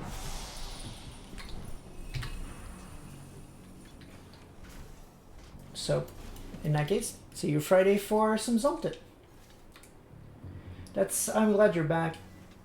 Yeah, exactly. So Terria says that I'm glad you're back is completely undeserved. That's, yeah, we're definitely on the same mind here. Not quite sure what you meant for the capstone thing, but it sounds like you're saying you agree with my choices, so that's great. Increased area and inflict. Yeah, no, we're taking that. That's Roar is just OP.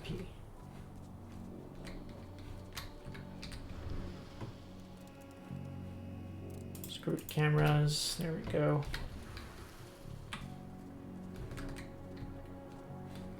So the exit's over there. I could have just made a dash for it, but I want to explore here first in case we've got some sniffs. Okay, I think I found something else that I'm not sure about. Like, sometimes when you press shift, you run full speed, just always. Sometimes you don't. Like when you're in a cairn, for example, I think it was, you just dashed a quick time and then just get back to your normal speed or barely faster. Depending on what kind of scene you're in, you just don't have the same kind of movements, which is extremely confusing because they're not really calling it out. I think you're supposed to tell from the position the character is standing in, but it just means that I'm never sure what's going to happen when I dash, which is leading me to almost never use it in combat, and I should, because dodging is very good to not get killed by silver bullets. Then again, I'm just going to roar things to death now, so it's probably not going to be as important as it was 10 minutes ago.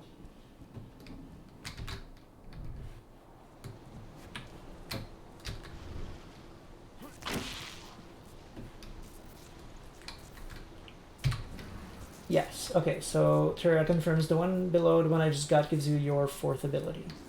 Oh, that's what you meant.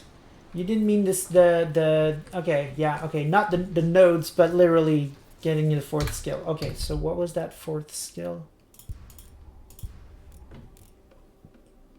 Oh, okay, which is what happens when I press 4. I see what you mean. Okay, gotcha.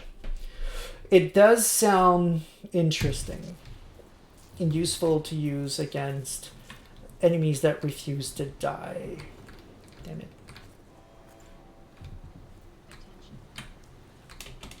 fine, buddy. You're not getting scot-free. I am going to kill you. This is a thing that's going to happen.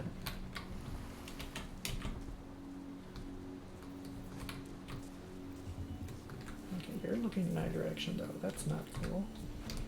Don't think I can sneak that guy because there's another one right behind him.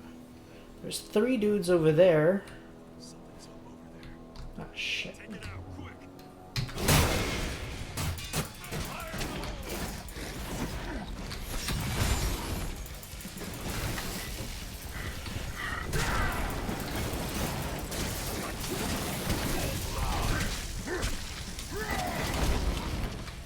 Okay. Dude, just get the fuck out of there. I need to heal. Great, I just wasted that. Let me get my rage. Okay.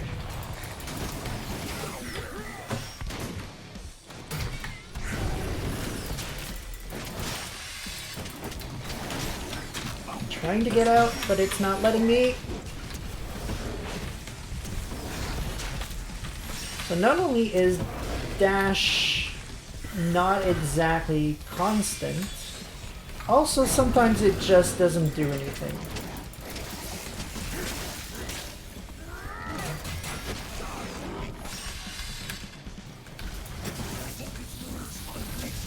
I mean, I get if I'm in the lightning thing, that makes sense to me, but I don't think that's what this was. Buddy, you're just going down. These guys can wait. Get some rage first.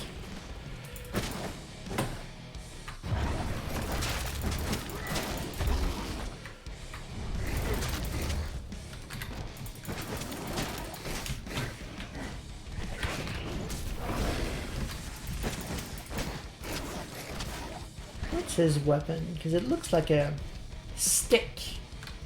And I really disagree with a dude with a stick causing me that much damage.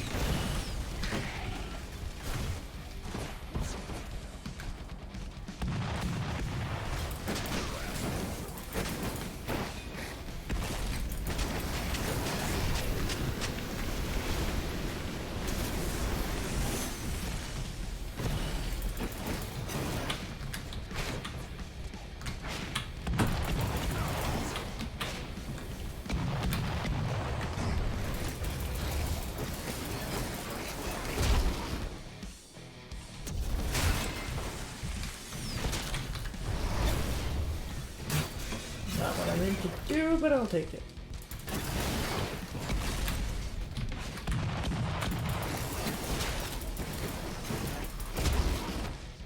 Let's go in Frenzy. It's got a free healing, if I recall.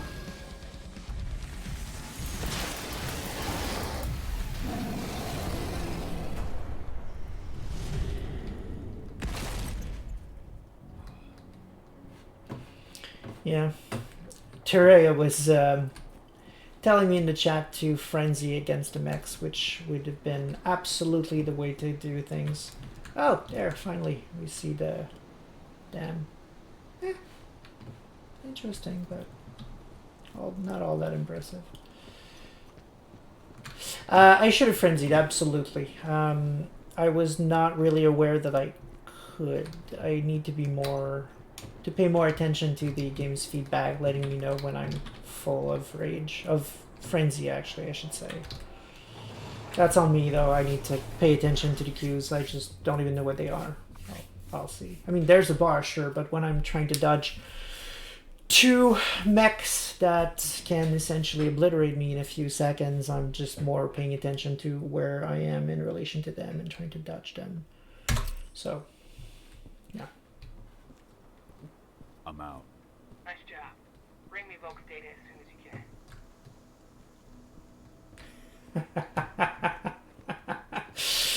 can. Okay. I will read what Terraria said because I find it funny because I have no skin in this game. I mean no disrespect to any devs who might eventually watch this or read this. I'm just reading someone's opinion. But Yeah, I find it funny. So, talking about the dam, the comment was, tiny dam, like the amount I give this game. That was funny. Oh, I'm in the spot where they did the distraction, I think. That's pretty cool. This is where Rodko and the others staged their distraction. And actually, I think I will end here. Just like we did last time, that sounds like a good spot to end before I get back to the Karen and all kinds of new stuff happens. So, all right. I actually had fun tonight. I say actually not because I didn't think I would, but because I'm getting the hang of the combat a bit more. I didn't really like it before, but now I feel like I've completely turned it around. Like, I have more fun in the fights than I do in the sneaking parts. Mostly because I feel like the sneaking parts now, at least in this section, were just like... was not really possible to be very strategic and pick them off really one by one because, well, for starters, now they see the corpses.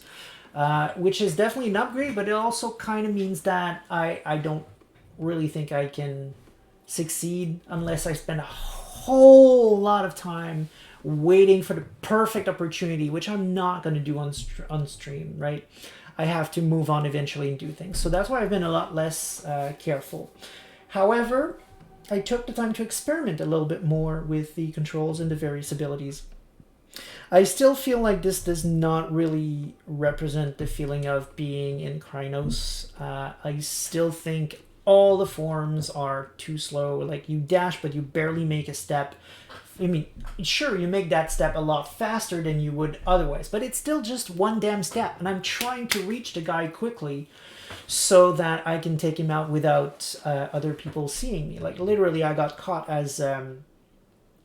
when I was playing a bit earlier, I took down 2 guys. I knew a third one was coming, but I thought, oh, I'm just going to dash to the third one and take him down even if he sees me, right? But as Kahal in Sneak, he apparently can't dash. I didn't know that. So there was no impact. When I pressed shift, just nothing happened. I kept walking very slowly towards the guy who was just seeing me, my hands bloody with his friend's blood. So... it failed completely. So the inconsistency in the control when you can dash, when you cannot, and what it actually does means there are essentially 3 possible patterns of dashing. And add to that, with the form you're in, you actually end up with 6 different patterns. And I can't keep track of that shit. I will eventually, the more I play the game, I guess. But at this point, the game doesn't really teach you that. Doesn't really give you the opportunity to learn about these things. So I'm just really bad at dashing, which is a weird thing I never thought I would ever say in a game. But yeah, I'm bad at dashing. I'll eventually learn how to do that. Also, I'm starting to get more options, which is opening fighting in a more strategic way. Like, take out the really small guy so you get the rage, and with the rage you can actually start using skills. So the skills are good. We saw that the leaping thing I can do by pressing 2 is actually really strong. In the right circumstance, I can take down a mech with that, because he's dazed for a few seconds. So if he was a little bit wounded, I can dash and just go crazy on it and take it down rather quickly. So that's interesting. So I'm developing strategies. I'm no longer just trying to mow down the guys that have the silver bullets, because those guys don't care. Like, I can bash their faces for half an hour and they're just gonna stay there which makes little sense to me. Because they're still regular Joes, right? You would expect them to be essentially ragdolls in front of a Krynos, but fine. No, they're not. They stay there and they don't register pain at all. So, while it breaks immersion and it's not really logical, it does make me have to fight a bit more strategically because they're pretty painful, especially when they're ganged up. There were several places tonight where there were 3 or 4 in the same spot. That was extremely dangerous for me, and I nearly died a couple of times because of those guys and because of the impromptu mechas now and again. So I've learned to stay away and pick them off slowly. Well, not slowly, but at a distance, sort of, with the leap thing. Problem with the leap thing is that it really doesn't always go where you want. So that's a problem, but we'll figure it out. Another way that I thought I figured out was interesting was using the roar thing. The problem with the roar thing is that easily 1 time out of 2, when I press 3, nothing happens. And I don't know why. I need to figure out what is causing it to sometimes not go off. Is it because I'm still in an animation of dashing maybe or something like that, because I'm dashing in to be in a good position and then I'm trying to roar? Is it what's preventing me from roaring? I don't know. I would also chalk that into the bad design in the sense that it's not intuitive, and I ended up taking massive damage several times tonight just trying to figure out when I can and cannot roar, because I have my rage, so why won't you let me roar, right? There may be a good reason. I'll have to figure it out. Maybe because I'm taking damage, but if that's the case, there were several times tonight where there was just this random guy with a freaking stick bashing me in the face. A regular guy bashing a Krynos in the stick, and I register pain. I'm being interrupted. But a regular Joe with a shotgun does not register pain when he's being slashed full force by a Krynos. You're gonna call unfair there. Just, I don't know. Physics would disagree. Anyway, I'll have to figure those little details out next week, and we're going to get the last skill as well next week, so we'll see the flurry of blow things.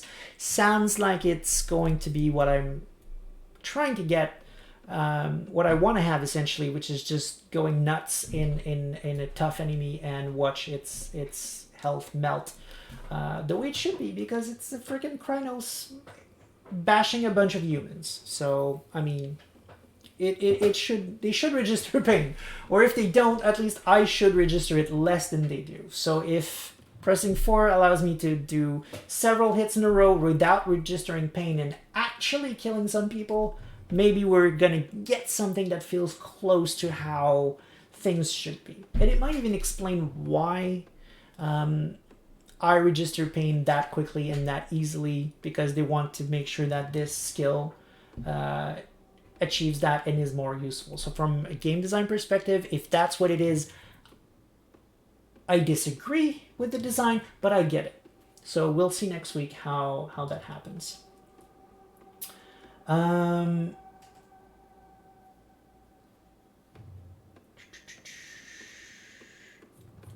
Right, so back on the damn thing, Turaya says, these are all my opinions, Dev. Don't hate Uden because of me. I think I've made my position rather clear. I'm not going to not read the chat because this is the fans' opinions, right? So I feel it's my, not necessarily my job, but I feel like it doesn't reflect on me that I read the opinions of the chat as long as it's being respectful. And I think it is understood that it is not necessarily my views. So I think it's perfectly fine, and people in chat are allowed to give their honest opinion. Honesty is not a bad thing. Sometimes I might skip a line or two just to get things moving along if we're dragging on a particular topics and I just want to move on with the game. So it might happen that I don't necessarily read something, but that's a tactical choice, not censoring, I guess. So yeah, but thank you for writing it down though. I do appreciate the gesture. After that, he says the skills help fighting become fun a lot more. I'm tempted to agree with that. I had honestly no fun at all with the combats up to last week, so the fact that I do now probably has a lot to do with the fact that I started using leap a lot more. And that I started using roar a lot more. I think me putting points in rage helped with that. That rage goes up a lot faster because in the first two streams, I could barely keep up with just healing, right? So I couldn't really experiment. Now that I put points in rage going up faster and having a bigger pool of rage, I can start experimenting. It's an interesting design in terms of the result in the end. Going through it was not fun, but in the end it allows us, and it allowed natural progression. So while I'm not going to give it full points on the design side for that particular aspect, sorry, there are interesting bits that are worth considering, I guess. Tyria says, I must have been really bad at finding sniffs because you're almost at the amount of XP I was at when I stopped at about 80% through. Well, I got a whole lot of spirits tonight. Looking for the side quest things. I was in Lupus and I was specifically looking for the white the white spots. So that's probably why. Also, I think you were playing on normal difficulty and I'm on easy difficulty just to make sure that things move along smoothly. So maybe I just get more XP than you per spirit. And the last thing Tyria says is, hey, it's better than a Garu dying from pepper spray. Love you, Heart of the Forest, but I will always give you shit for that. And to be honest, that's fair. That's fair. I also really love Heart of the Forest, and I think pretty much everyone does. I don't even think I've ever seen a negative statement done on chat or in any... either on Twitter or Discord. So I think it's widely loved. I chose normal too. You sure? I thought I chose easy. All right. I don't remember. Whatever. But yeah, I think it's you can give shit to something you love. No, I'm not. It's coming out wrong. I think us making fun of that particular bit, it being a game that we really love and we speak really fondly about, it's essentially like teasing, I guess, is what I'm trying to express. It's not a negative feeling. I really don't believe a Garu should ever be taken down by pepper spray. No, but it's something that I find funny, I guess, more than I find it insulting or problematic. So it's perfectly fine. So on that, I really don't have much more to say. So I will try to do what I said I would do. So I will just put you quickly on... I won't put that part on YouTube though, so I'm going to officially stop the stream officially now. I will cut that part for the YouTube. But I will go get at least one of my pets, whichever first one that I find, and bring it back here so that I can show it on the camera. So for now, I'm just going to put that image back up, and I will be right back with the pet.